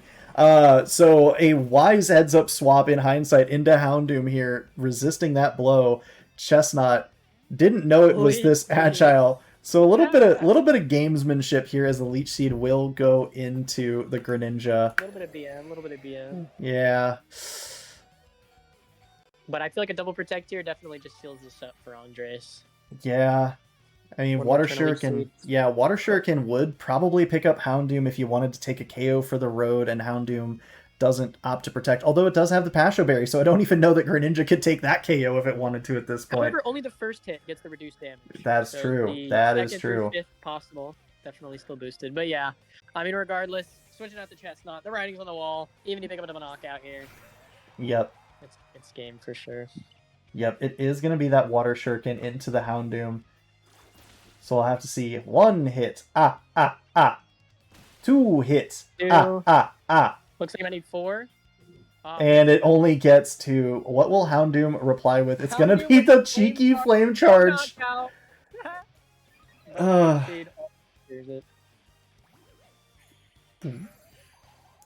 And there it goes. Chestnut from the back, able to take by both out... players. Definitely. Both lines for Brian, I'm honestly like there was definitely outs there, but it's just so hard to call those turns right. You definitely have to make all those reads right to win that game for you. And Andres understood the win cons and played to them. Yeah, I mean, you have to imagine Andres has probably played the Sneasler versus Archelodon matchup hundreds, if not thousands of times at this point as well. So, you know, definitely a tough situation for both of those trainers to be in. We'll have to see if we can get a quick word from Andres here before we go into the 3rd game of this triple header. But yeah, definitely an exciting and very interesting game here. Of course, Andres does cling to a very narrow hope for... Well, actually, no. I believe Alex has slammed the door on any of the X and... Well, no, so Alex improves to 4 and 3. Nate is at 4 and 3. I'm not going to say that the door has been slammed on any of the 2 and 4 teams right now if they win out, but would have to be a stellar performance in week 8 from any of them to get that far. And here's the Sneasler GOAT himself, Mr. Andres. How are we doing today? How are you feeling? How's it going? I'm feeling pretty good. Had a fun set that required me to bring a lot of weird mons, but we got there. Yeah. That Houndoom, what's the opposite of the MVP? Because that's whatever he did that set. That was for sure, bro. Least valuable player. He got the final hit in, so he may have not got the Not even the final knockout. Hey, every team needs a third string quarterback. I think that Houndoom not too dissimilar from some of those performances. But yeah, Andres, hell of a matchup, of course. Sneasler there for you in your moment of need. Talk us through how many times have you played the Sneasler versus Archelodon matchup in your VGC career? Honestly, yeah. How are you feeling about the matchup? I was feeling pretty good about it going in. Well, at least I felt good on paper, just because I know that with the rule to bring certain mons, kind of tailored my gameplay in a bit of a different way. Like I had to build around Houndoom essentially, and do some fun text with that, as well as Halucha and then Chestnut. But I think Halucha and Chestnut are good now. Houndoom still needs to come to one more game. But yeah, Archelodon is he's a fun one because especially with my shenanigans of always plus twoing my Sneasler, it tends to be a pretty straightforward method of operating that I just kind of capitalize every time I get to play one. For sure, yeah. Well done with your sets there, understanding kind of the board state and how to get through it. Game 2 was interesting. That Absol, the Perish mode, something very, very interesting, especially the Perish mode packing you up in that Game 1. Was that something you were thinking about going into Game 2 and 3, the Perish mode, or were you just pretty confident that you'd be able to blow through that with your offense? So I was pretty confident because, with Polytoad, obviously, you can't separate that mon from a Perish mode. So I did prep for it in advance. I actually took Throat Chop off Sneasler, even though it would have helped me just because I wanted more so to have a spread move. But I had other tools that I was going to be able to manage to get through those Perish turns. It did kind of take care of me Game 1. Game 2, I made some adjustments that I thought would get me more through the game because I figured he would lead something that would counter me adjusting to a Sneasler mode. So I played with that in mind, just stuck to my same leads, got some chip damage, and then kind of let things flow as they must. Because as soon as he did Mean Look on Scoville, I'm like, okay, he's going to attempt that on Houndoom subsequently. So that's when I switch in the Sneasler, do the Sneasler things I always do, and just kind of steamroll from there. There was a final turn in that game that definitely threw me off. It was on my last turn of Perish, and he didn't protect with either mon as I predicted he would. That threw things off a little bit, but it didn't kill momentum enough for me not to take the game. But yeah, the Perish, sure. I have to respect it. Yeah. Well, what played but you, Andres? Honestly, was there any kooky text that we didn't get to see? I mean, a lot of really cool Pokemon, a lot of frail Pokemon, a lot of Pokemon they don't get to see very often. Spicy Extract, obviously, you've been using the whole season. Definitely been taking advantage of that. But was there anything else that you didn't get to showcase that you want to share? So ironically, with Houndoom being kind of the must-have in this set, I did kind of have some fun ideas to do with him. You guys already saw the Destiny Bond. That was a piece of it. I also had Flamethrower on Scoville for some side text because obviously Houndoom has Flash Fire. So if I do like a Flame Charge, do a Self Flamethrower, and now I'm at +1 on both speed and special attack. I didn't really foresee that coming into play, but I thought, okay, this would be cool as kind of a draft cook specifically. Other than that, I'd say most of it was pretty straightforward, at least for this set. There were other things in previous sets where I kind of wanted to show out the cook, but it ended up just me kind of regressing, so to speak. But yeah, with each draft season, I learned like, wow, okay, got to get a little more creative. So I'm hoping to do that. Yeah, absolutely. Yeah. But I mean, if it ain't broke, played. don't fix it. And I would definitely say that the side spicy extract into Scoville or into Sneasler is definitely a very creative angle in and of itself that you have at this point. I mean, beyond mastered, right? I think, I saw a joke on Twitter the other day. It's like, I'm not an Incineroar professor. I'm working on my Incineroar PhD. I think your Sneasler PhD has long since come in. So, makes sense to lean on Pokemon that you know and love. And, in addition to a few newbies who, you got to take the season, you got to get to know them, but, still fun Pokemon. We've seen a lot of cool stuff from, I think, all three of your Megas at this point. And the Fling Tech from Hualucha, a little underrated this week as well, I would say. Yeah, that was cool. But yeah, well played by you, Andres. Honestly, props to you. Definitely made that Sneasler look insane, slapping that close combat on all those steel types and dark types. Definitely look out for you. Yeah. Anything else you want to say? Anything else you got for us, Mr. Andres? No big concluding thoughts. Just kind of reiterate from my last interview of, shout out obviously to Krista, my wife, who's always been a big supporter for all of this. Shout out to the indie VGC scene as well as my own Kentucky scene.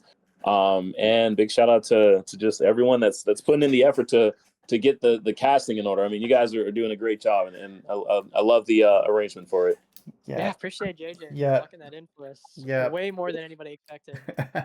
Hey, I love to yap, and you guys give me an open mic, and I just go to it, and you guys give me entertaining matches to boot, so it just makes it that much more fun. Andres, especially, always a pleasure, my man. Congratulations on the win. We'll have our eyes on you in week number 8 as well. You got a tough draw, the Matthew Woodruff, but if anyone can give him a run for his money, I would say you are probably one of my favorites, so I'll be keeping an eye out for that one. Best of luck to you, man, and enjoy the rest of your evening. Yeah, I appreciate that. I'll do what I do best.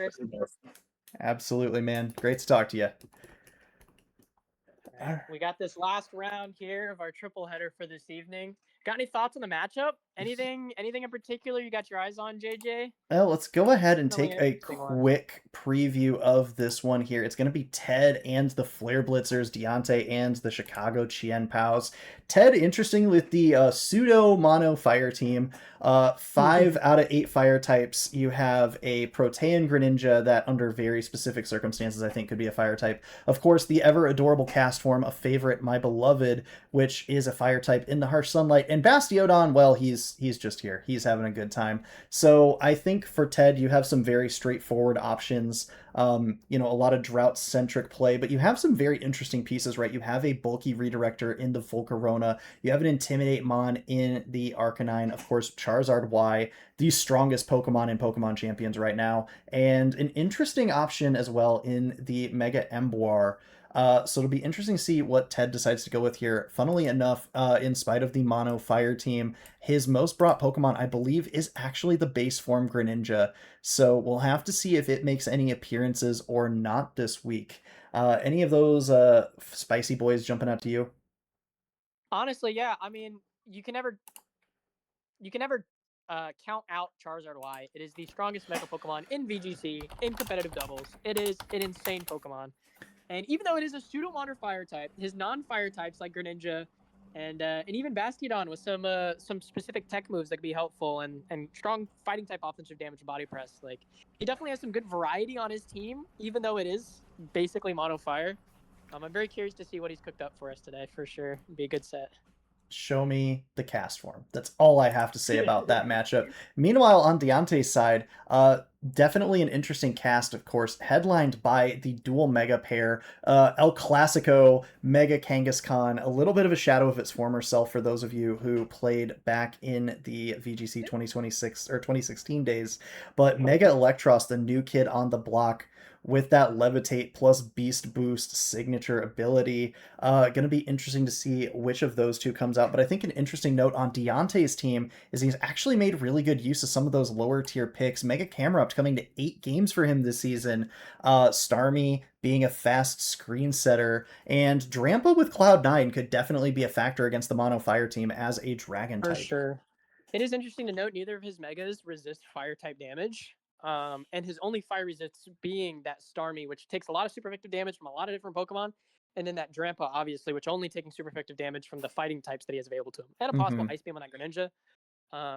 But Drampa definitely does not get threatened very much, even though the rest of the team does get threatened pretty effectively by fire type damage.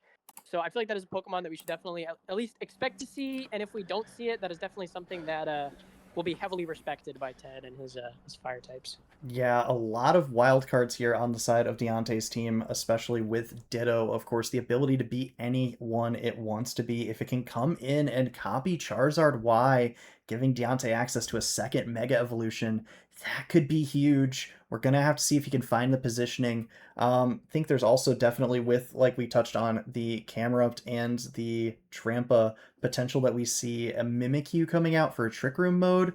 We're going to have to find out here as we are getting into game number 1. There it is. You get to see your boy. Yes! It's what I've always wanted. Important to note, no Drampa on the side of Zara, Ooh. which is very interesting, but also no Bastiodon on the side of Ted. Definitely that Charizard, which you expected to see, that Volcarona that you touched on. Greninja also getting that essential coverage option is really nice, but not a ton to threaten this Electros outside of just your strong Fire-type multipliers. Interesting to see both Mega Slots also being brought. Electros not really known as a Pokemon that you can use outside of its Mega. Kangaskhan definitely has some non-Mega applications, but most of those sets do rely on its item. So I'm very curious to see how on both sides these Pokemon are built, because you have a very interesting combination. Yeah. Looks like we're getting to game 1 pretty quickly here. Seems like they kind of understand how they want to approach this. Yeah, it's going to be interesting to see. Of course, Charizard Y does not love taking electric-type damage, so if this Electros can get put into position, something like a Tailwind from this Staraptor could be a big factor, but it's going to be Cast Form on lead. I love to see it. Not really getting any weather boosts at the moment, but we'll have to see. Greninja with a pretty deep move pool could be a manual weather setter of some variety. Of course, though, Staraptor, even though it's not Mega Staraptor, does have access to close combat, potentially threatening both of these Pokemon with super effective damage. And Kangaskhan learns just about every move in existence as a Gen 1 normal type, so it could be anything. It's probably just Fake Out, but it could be anything. Fake Out plus Tailwind, obviously. Fake Out plus Close Combat. Fighting type coverage from both options. Looks like we're getting into it with a Fake Out into that Greninja, keeping that Staraptor safe from any possible Ice-type damage output, and it is that Tailwind. You talked about trying to set up that possible Electros for a better late-game position, and Tailwind is definitely one way to do it. But Icy Wind from Cast Form leaning into its weather-based move pool, and so at least for these two Pokemon on the field, Tailwind already partially negated. Can't imagine that Cast Form's going to outspeed either of them, but Greninja with that speed tier, if maybe they were super bulky, I could see it, but I don't think even that's going to happen. Definitely not the Staraptor. Yeah, I would say that the Staraptor is definitely still faster than that Greninja in this board state. You have the potential to protect plus second Icy Wind or switch out plus second Icy Wind. As we get to the turn here, we do see that switch out into the Arcanine with an Intimidate, reducing the damage onto that Staraptor, but revealing inner focus on that Kangaskhan, which is a big thing to note. Staraptor going for the Protect, possibly telling that this Kangaskhan is going to get aggressive. And yeah, that is a Rock Tomb into the Arcanine. Yeah, so maybe possibly calling a switch. Yeah, I mean with for sure. Yeah, with 4 fire types in the back, Rock Tomb would be hitting any of them for super effective. Well, I guess neutral on Embar. But yeah, Greninja, not the bulkiest of Pokemon, and we saw it take like 30% from the Fake Out, but definitely a big hit into the Arcanine here. So a little bit of jockeying for speed control and positioning. 2 turns of Tailwind here, still on the side of Zara. -1 speed on 2 Pokemon, Arcanine and Staraptor, -2 on Kangaskhan. Gonna be interesting to see here as Arcanine just protects. Also, possibly scared of that Staraptor outspeeding. Oh, but the Staraptor going for that Castform, saying, I'm tired of your Icy Winds. And Castform tanking that -1 close combat. Very, very clutch for that. Life Orb boosted too. That's crazy. Life Orb boosted Castform, my goat. Let's go. And Rock Tomb again. That protecting Arcanine, yeah. It's Ice Beam. Into the Staraptor with a knockout from Castform. Castform. The set. That -1 special defense Staraptor. Cleaning up that Staraptor is a big deal too, because that is threatening super effective damage into that Greninja. Yeah, so Electros hitting the board. Well, and Electros now hits the board with only 1 turn of Tailwind to work with. No Staraptor to set up a second one. So perhaps Castform has done its job in belaying, these Tailwind turns just enough. For sure. This is a terrifying board state for Electros' ability as well, which does get a special defense boost or special attack boost for every knockout it takes. It has the potential to take a couple knockouts here. This is definitely still scary. Even though the Tailwind can get stalled out, generally speaking, Electros is faster than Charizard Y, if I'm remembering correctly. So even without the Tailwind, it could still threaten that Pokemon in the back. I'm very curious to see what Ted ended up bringing here. Here's the Mega Evolution coming out from that Electros. Yeah, if it gets a couple knockouts here, that's going to be some special attack boosts. Very scary. Yeah, we're going to have to check the old Rotom decks here to see. It's actually only base 80 speed on the Electros. A critical hit from the extreme speed will bring the Kangaskhan low. And it's Life Orb revealed on Arcanine as well, as Electros goes... Castform. Oh my goodness. Castform, will it be able to pick up this Kangaskhan here? What move has been locked in? We're gonna have to see. Icy Wind here is such a big deal.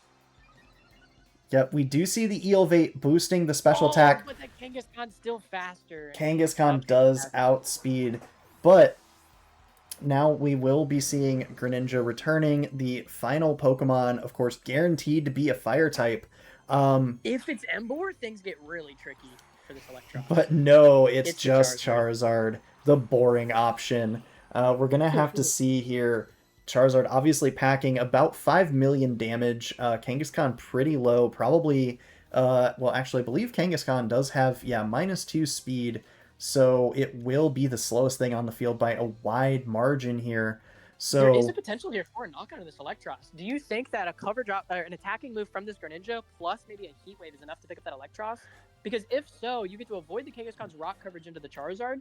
And if you can pick up a double knockout on this turn, I feel like that just wins you the set. Right. Greninja also does have access to stab Dark Pulse as well. There's always a chance with Dark Pulse flinch if that is the option. But first and foremost, Mega Charizard Y, the Pokemon that we're all sick of seeing, but taking flight here in this one, going to be bringing out that Drought. And Electros going to keep itself safe. So Interesting. Here's a Rock Slide from, was that Greninja? Oh my goodness, physical moves on this Greninja. That makes a lot of sense after we saw it switch out from that Intimidate drop. But the rocks do fall, and they will pick up Kangaskhan. And another signature trait of early Pokemon Champions metagames is Rock Slide flinches are always an out. So Greninja will be contributing that here as this goes on. Yeah, 3 potential last Pokemon. Starmie, not the worst option here. I don't know. In the sun, it's not doing anything. The Greninja has transformed into a rock type. You're just relying on a Weather Ball knocking out this Electros, to be honest. I feel like you have to go for probably a Rock Slide, to be honest, just because you lost Stab in the other options. I feel like your best play is just to hope and pray that this Weather Ball plus Rock Slide picks up this Electros. Yeah. Because Starmie's not threatening a knockout into either slot, given the typing of the Pokemon and the sun being up. I feel like it just comes down to that. But Charizard protects, wanting to keep it safe here, but I feel like that might be a missed opportunity. The rocks do fall. Maybe not expecting a Charizard to be able to pick up a knockout here, trying to get some flinches down. Flinch on the Starmie. Good protect on that Thunderbolt. Yeah. Very, very interesting. Now, the Electros does have potential to protect again on this turn. So this isn't what feels like a 50-50, honestly, depending on if you go for the Heat Wave or if you go for a Solar Beam. You kind of just have to call to protect on this turn, I feel like. Yeah, absolutely. I feel that a second Rock Slide plus Heat Wave would be enough to pick up the Electros, but I don't think that'll be enough to pick up that Starmie. Yeah, Starmie could very well hang on, but Electros dodges the Rock Slide. Inaccurate moves coming into play, but Starmie taking a ton of damage, and it's Icy Wind! Oh, this is so big. So that will put Charizard into... No, still outspeeding? But Electros survives on 7! What? You cannot pick up a knockout on both of these Pokemon unless it gets a Muddy Water. But There's no... the Thunderbolt. Charizard... Knockout on the Charizard, but the Greninja should still be faster. Oh. If it is Scarf Greninja locking into Rock Slide, I feel like that's the only out that he has. If your Greninja has a move that cannot miss, then you have this endgame secured.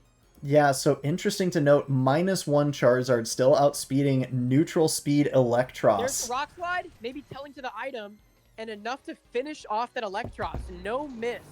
Yeah, very interesting stuff here that Greninja very well could be Choice Scarfed. But game 1 goes over to Ted and the Flare Blitzers. But really, I mean, Charizard kind of... Form, bro. Locked in that early game. Who needs Charizard when you got Cast Form, right? I feel like definitely a lot of work put in by Cast Form there. Greninja as well, though, with that physical set, with the Rock Slide, a very interesting choice on the part of Ted, not, opting for the more straightforward path with the special attacks. But, I mean, you look at that lineup, though, it is very specially skewed between Charizard, Volcarona, Ninetales. Opting for a little bit of extra physical damage could go a long way for you. We're going to have to see... As we get into this game 2, I honestly have no idea what adaptations could be. I feel like that these teams are just so unique that there isn't really any straightforward lines. Obviously, if that Tailwind can be preserved longer in the game, then that gives the Electros more opportunities to be utilized. Given how slow it is as well, maybe that was how it was built in prep, to be slow and bulky to take advantage of Tailwind. So if that Tailwind is preserved a little bit better than it was in that game 1, I could definitely see Electros running away with this game. Yeah, you have to think also, though, seeing the speed interaction after that Icy Wind drop on Charizard, maybe a potential Trick Room mode with Mimikyu would be a good switch That's up also here. very true. Yeah, that's a Something good like that. shout. Something like that Camerupt as well under Trick Room, especially if you're given a gifted Drought boost, could get you across the finish line. We'll have to see here, but it's going to be the run back. Running Kang back and the lead. Staraptor, and a slight adaptation here. We do see Cast Form yet again, but it's going to be Arcanine with an Intimidate down into the Staraptor. And Staraptor... With that Arcanine being swapped in on basically turn 1 of the last set, this doesn't surprise... I believe it's turn 2. But this adaptation does not surprise me based on how that game 1 went. Also, getting that Intimidate on that Staraptor, we know from the previous game that you can take a close combat with this Cast Form. Well, and notably, actually, no Intimidate coming out from Staraptor here. So, interesting to note. Fake Out, though. Critical hit into Cast Form. Oh, big deal. Yep, the double up. Cast Form not going to get to affect this matchup, unfortunately. I'm sorry, little buddy. Recognizing how useful that ice coverage and those Icy Winds were in that first game, and just choosing to eliminate that immediately to get a more consistent speed control. Absolutely. And it's Wild Charge revealed, though, from Arcanine. Possible Tailwind for the rest of the game. Very, very interesting. No opportunity to get that Tailwind set up. No opportunity for that Electros to outspeed this Charizard, at least that straightforwardly. You know what I mean? There's still some Rock Tombs. There's still some Icy Winds, possible Trick Room, but the most straightforward speed control option has been eliminated. Yeah, Ted leaning into his coverage options, huge here this week. I feel like that's definitely the trait you have to sharpen the most if you're going to opt for a near mono type team. But it will be Electros and Charizard hitting the field here. So a run back of the Megas. We know this speed interaction between these Pokemon, but we also know Charizard's under a huge threat from something like a Rock Tomb. Yeah, Charizard is not a... Both of these Pokemon are at full HP between Electros and Kangaskhan. And so this Charizard is not going to have an opportunity to KO both here. You need to figure out how to get some damage onto both of these slots, because I would imagine this Rock Tomb is going to be able to kill this Charizard. This Charizard has a lot of speed, probably not a lot of bulk. So I'd imagine this Charizard is threatened by knockout from both slots. I wonder if you're Deontay, if you ever use the Electros as bait and go for Mega Kangaskhan in this matchup, but no, Kang is going to actually swap out for Camerupt, interestingly enough, so there's another adaptation in this set.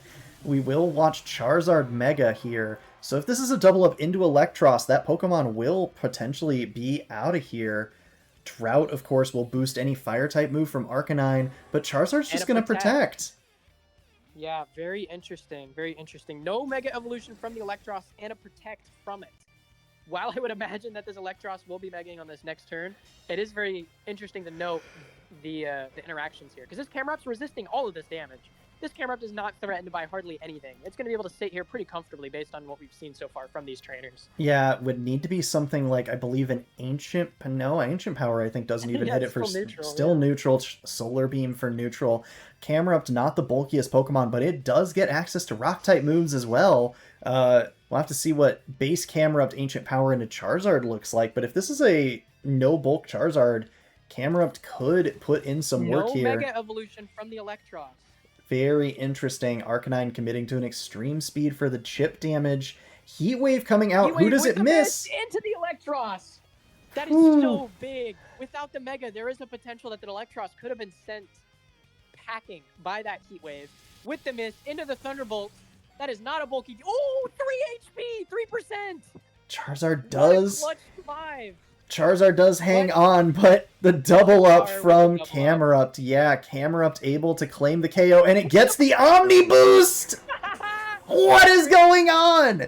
This is the craziest set of them all. Just when you thought it couldn't get any better, this is Draft League at its finest. Oh, but the Greninja coming in. Camerupt may not be able to take advantage of those boosts. Yeah, depending on the water coverage options it has available. We'll have to see. We saw Mega Greninja last game. What will base form Greninja be able to do? Oh, this is a at least partially physical attacking Greninja. I'm curious what water type coverage that would be. Can't say I'm too familiar with Greninja's physical moves. I can't even think of good water type physical, like what, like Waterfall possibly, maybe Liquidation, Wave Crash, but I don't really know. I do not. Yeah. I would assume if this Arcanine is invested heavily in speed, it should be faster than this Electros. So if it opts to not go for a extreme speed and more like a Flare Blitz, it could pick up the knockout before it gets an opportunity to swing into the Greninja. So there is potential for a double knockout here, depending on these speed tiers from Ted's end. There's the Protect on the Electros, recognizing that possibility. And there's a Night Slash. So maybe telling to no water coverage on this Mon. Or maybe possibly trying to call for a switch. Yeah. You never know, but yeah. Camerupt is going to take that pretty well, though. What's the move? It's Earth Power. Recognizing that it was under threat from that faster Flare Blitz and choosing to eliminate that threat. Absolutely. And so if this is a Scarfed Greninja like we suspect, not going to have great options into those remaining Pokemon. And yeah, no Mega Evolution even revealed on Zara's side here. So what will, like, this is just so interesting. Yeah. Greninja does not have enough gas in the tank to be able to finish up this game.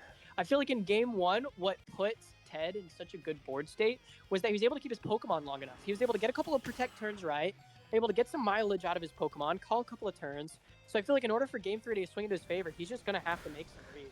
And we actually see Camerupt outspeeding Electros with the +1 boost and picking up the KO with the Heat Wave. Was that 3 KOs to Camerupt? Camerupt, the MVP of that match for sure. Really putting in work. That was absolutely wild. And we get a game 3 of this set.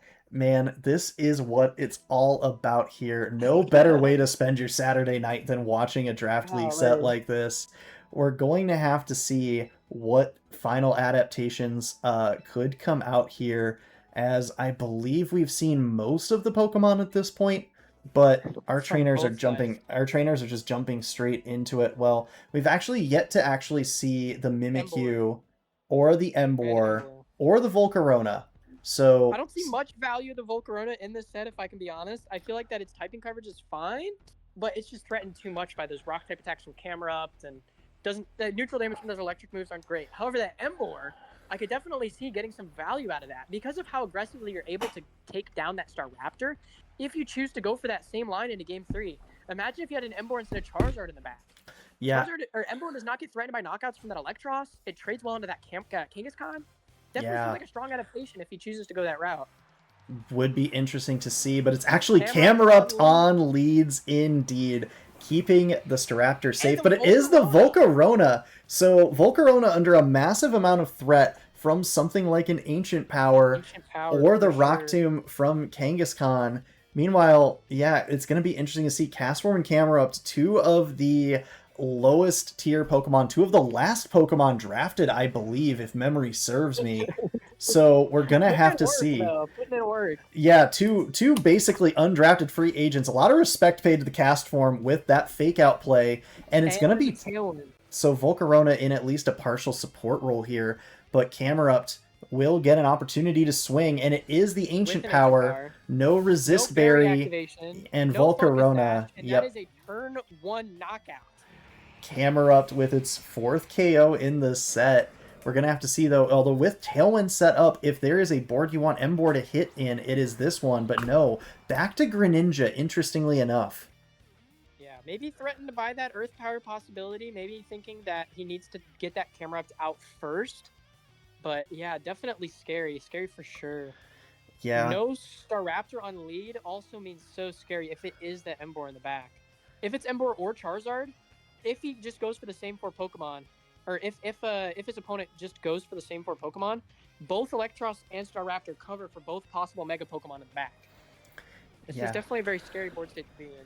Absolutely. We will have to see what gets locked in. It's actually Mega Kang here. Possibly telling that there isn't that Electros in the back if Charizard is brought. That'll make for a very interesting endgame. Yeah, we're going to have to see what the play is. Camerupt is going to protect. So what's the play from Greninja? We've all but confirmed it does reveal a Waterfall. Protean into the Mono Water. So will be keeping itself safe. And an Icy Wind. Icy Wind will slow down Kangaskhan, but Kangaskhan, with that Parental Bond, hitting for a ton of damage. We're going to have to wait to find out what the move of choice is, and it's actually Counter! But it failed because it went into the Greninja slot. Yeah, it would have also failed on the Castform since it only works on physical moves. So an interesting tech. Definitely something that the Emboar would have to fear. but we're going to have to see. Camerupt will switch out. Who's the reveal? It's actually Starmie returning for game number 3, something that takes the waterfall very, very well. Can't imagine this Good does switch. too much damage. Actually, still 30%. Yeah. Starmie. Starmie not the bulkiest. Yep. And there's an ice. Yep. Decent Cast damage. form. Oof. Yeah. Possibly putting that Kangaskhan in range of a heat wave. That's pretty good. And Facade, not getting boosted damage from any status conditions, is doing too little damage to be able to finish off this Greninja. Yeah, definitely a smart tech move if you're worried about random heat wave burns or a potential Will-O-Wisp or a flame body activation from something like that Volcarona. But yeah, not enough to pick up the Greninja on this turn. I don't believe. Yeah. I don't think I believe we've seen this Greninja switch moves as it's been on the field. So there still is that potential that it is scarfed. If it's non-scarfed, obviously you want to be able to click this Night Slash into this Starmie, possibly any other coverage options. But no, yeah, it just has to keep spamming Waterfall. Maybe going to its item. It's actually Power Gem? Power Gem Starmie. That's something I've not seen since probably one of my last in-game playthroughs. A lot of respect paid to the obvious mono fire type team. Icy Wind will come out again, lowering the speeds, but at this point, Kangaskhan with the flinch though, so a final parting gift. A final parting gift, and at least, I believe, one stage of speed drop on both of these Pokemon. While those Icy Winds were not doing a ton of damage, they have reduced the speed enough. Now that Tailwind is gone, this Charizard has the potential to outspeed both slots here. Definitely outspeeding the Kangaskhan at -2. I would imagine it does. But this Starmie now at -1, this Charizard, very fast, has the potential to outspeed and threaten for damage. Here's a switch, possibly to Camerupt. Yep, into the Camerupt to take reduced damage from these fire-type attacks. And then here comes the Charizard Mega Evolution. Yeah. This Charizard has to make a hard call here, because the Heat Wave alone is not going to cut it into these Pokemon. Yeah, and of note, the harsh sunlight is going to cause Cast Form to transform into the fire-type form. So, cuteness factor going up, but Starmie's still outspeeding, but not enough to pick up Charizard with the super effective Power Gem. Possibly making a call here. This Solar Beam, if it goes into the Starmie, will be enough to knock it out. And absolutely more than enough damage into Starmie here. We'll have to see what Cast Form has. All 4 moves have been revealed in this Kangaskhan. The only priority is Fake Out. Yep. Because it's Rock Tomb, Counter, and Facade. So depending on how this endgame plays out, I would say that Ted is definitely not out of it yet. If he gets a couple of good calls here, he definitely has enough gas in the tank to be able to win this match. Yeah, a double protect would go a long way to getting him closer to a potential comeback. That Weather Ball did a surprising amount of damage to Camerupt as well, taking it down to 61%. You have to imagine Camerupt is the slowest thing on the field, so potential Heat Wave plus Weather Ball double up once the Fake Out pressure is expired could board wipe. Yeah, definitely telling to a possible board wipe, for sure. I agree with you on that. Charizard will... First protect. Yep, we'll have to see if Cast Form goes for it as well. Cast Form does not protect, and the Fake Out goes into the Cast Form, calling the protect on the Charizard slot. If this is double up into the Cast Form, there's the flinch, and it's a Heat Wave. Oh, Cast Form. Very good call. Cast Form, buddy. Can you hang on? He does not. Hang on. Oh. Writing on the wall for Ted. I just don't see him being able to come back from this. Even with a Heat Wave crit, I don't imagine that being able to finish off this Camerupt. Yeah, I mean, you can't imagine this Camerupt has very much special defense investment with Weather Ball doing that much damage, but yeah, Charizard would have to get up to some extreme... Yeah, protect from Camerupt, so it will be around for one more turn. Where is the Heat Wave going to connect? It does hit Kangaskhan. Charizard does pick up a KO, does assert its dominance over Mega Kang, but now you still have to contend with... Staraptor here, outspeeding. There could be a Mimikyu and here, right on cue. Right on cue. There's the Staraptor. Yeah, you could even go for a cheeky Tailwind to boost the speed on this Camerupt to give it one more KO for the road. For that leaderboard, that KO leaderboard. Yeah, Camerupt... Ted trying to get a little greedy there with that no protect on Cast Form, or he could also have not had protect on the slot. Either way, good heads up Fake Out into that slot to pick up the knockout. And the Brave Bird cleans up the set in favor of Zara. Game 3, very, very interesting. I mean, it swung both ways a lot. I mean, Volcarona got the Tailwind off, died immediately. and then just kind of rode that high for the rest of the set from Zara. Yeah, Yeah. definitely well played by both. Absolutely wild stuff on both sides. And you know, I'd say we saved the best for last, but I think we got 3 electric sets here at the end of the night here. Truly incredible stuff. I mean, Ted, you know, obviously, you know, going with, you know, more for theme than for function with Mono Fire, but definitely finding ways to make it work, putting on impressive performances. And I mean, you know, 1-6, but still with 6 match points. So Ted's been able to pick up some game wins along the way as well. So very interesting stuff. We're gonna see if we get one final winners interview here from Deontay. Yeah, definitely well played. Definitely well played from both. Yeah, very impressive stuff. I mean, put in work. Camera put in work. We got to see both of the bottom tier last pick Mons really put in work for both. It was a very cool set to see. And we get to ask about one of them. Deontay, welcome to the stream. Congratulations on that win. Are you ready to talk some camera up? Yes. Camera blocked that in for you. It's been my MVP since week 1. That's absolutely incredible. I mean, going up against a team very heavily leaning into the fire types, obviously we saw, I think, rock coverage from just about every mon that you had that could run it. But how clutch was that, especially the Ancient Power from Camerupt giving you that Omni boost when you revealed it in Game 2? Yeah, that was so cool. It was good, but I was worried about Greninja because I didn't know it was Scarf at first. Yeah, for sure. It was hard to tell at that point if it could have been Scarf or not. It was definitely threatening. It was tough for me just because my Starmie was also Scarf. So I knew it would always outspeed me. Yeah, for sure. Yeah. That was real. Oh, so the Starmie was Scarf? That was interesting. Yes. Yeah, we were talking about that. We noticed that the -1 speed Starmie was still able to outspeed some of the Pokemon there in that second game. So that's a cool tech for sure to be able to deal with that Charizard. Yeah, it was Scarf because I had Tailwind support from Starve After and Icy Wind from Starmie to support Elacross and my other mons. Yeah, very cool set. Yeah, Electros also able to put in a lot of work in that second set, especially even though you were holding on to your Mega Evolution. I think tilting your hand a little bit that maybe you were eyeing Kangaskhan to be the recipient of that. Was that just an adaptation after game number 1, or was that always the plan to kind of pivot Megas midway through the set?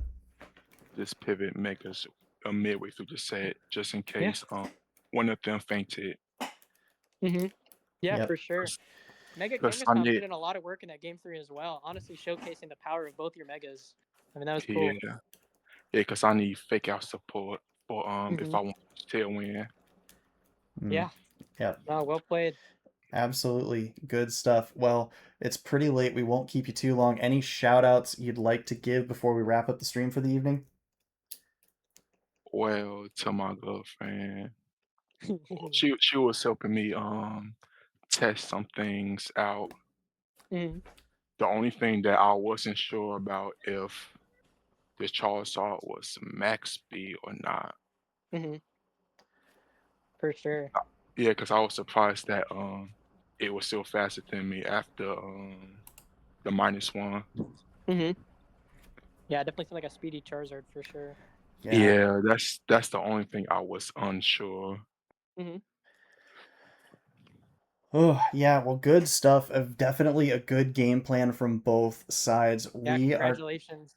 Congratulations on the win, and congratulations on your season so far.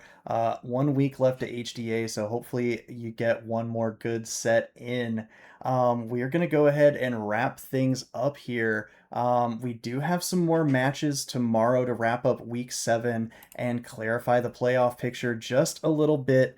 Believe we'll be bringing you most, if not all, of those matches on stream as well. So look out for those, everybody. Yada, yada, yada. Something, something, like, subscribe. All those other things I'm supposed to say as a good content creator. I don't know. I don't do this for a professional living. But anyways, on behalf of everybody, yep. Peace out, everybody. have a good night. It's too dark to touch grass, so do that tomorrow. Yeah, stay safe. Yep. Peace out, guys. Thank you.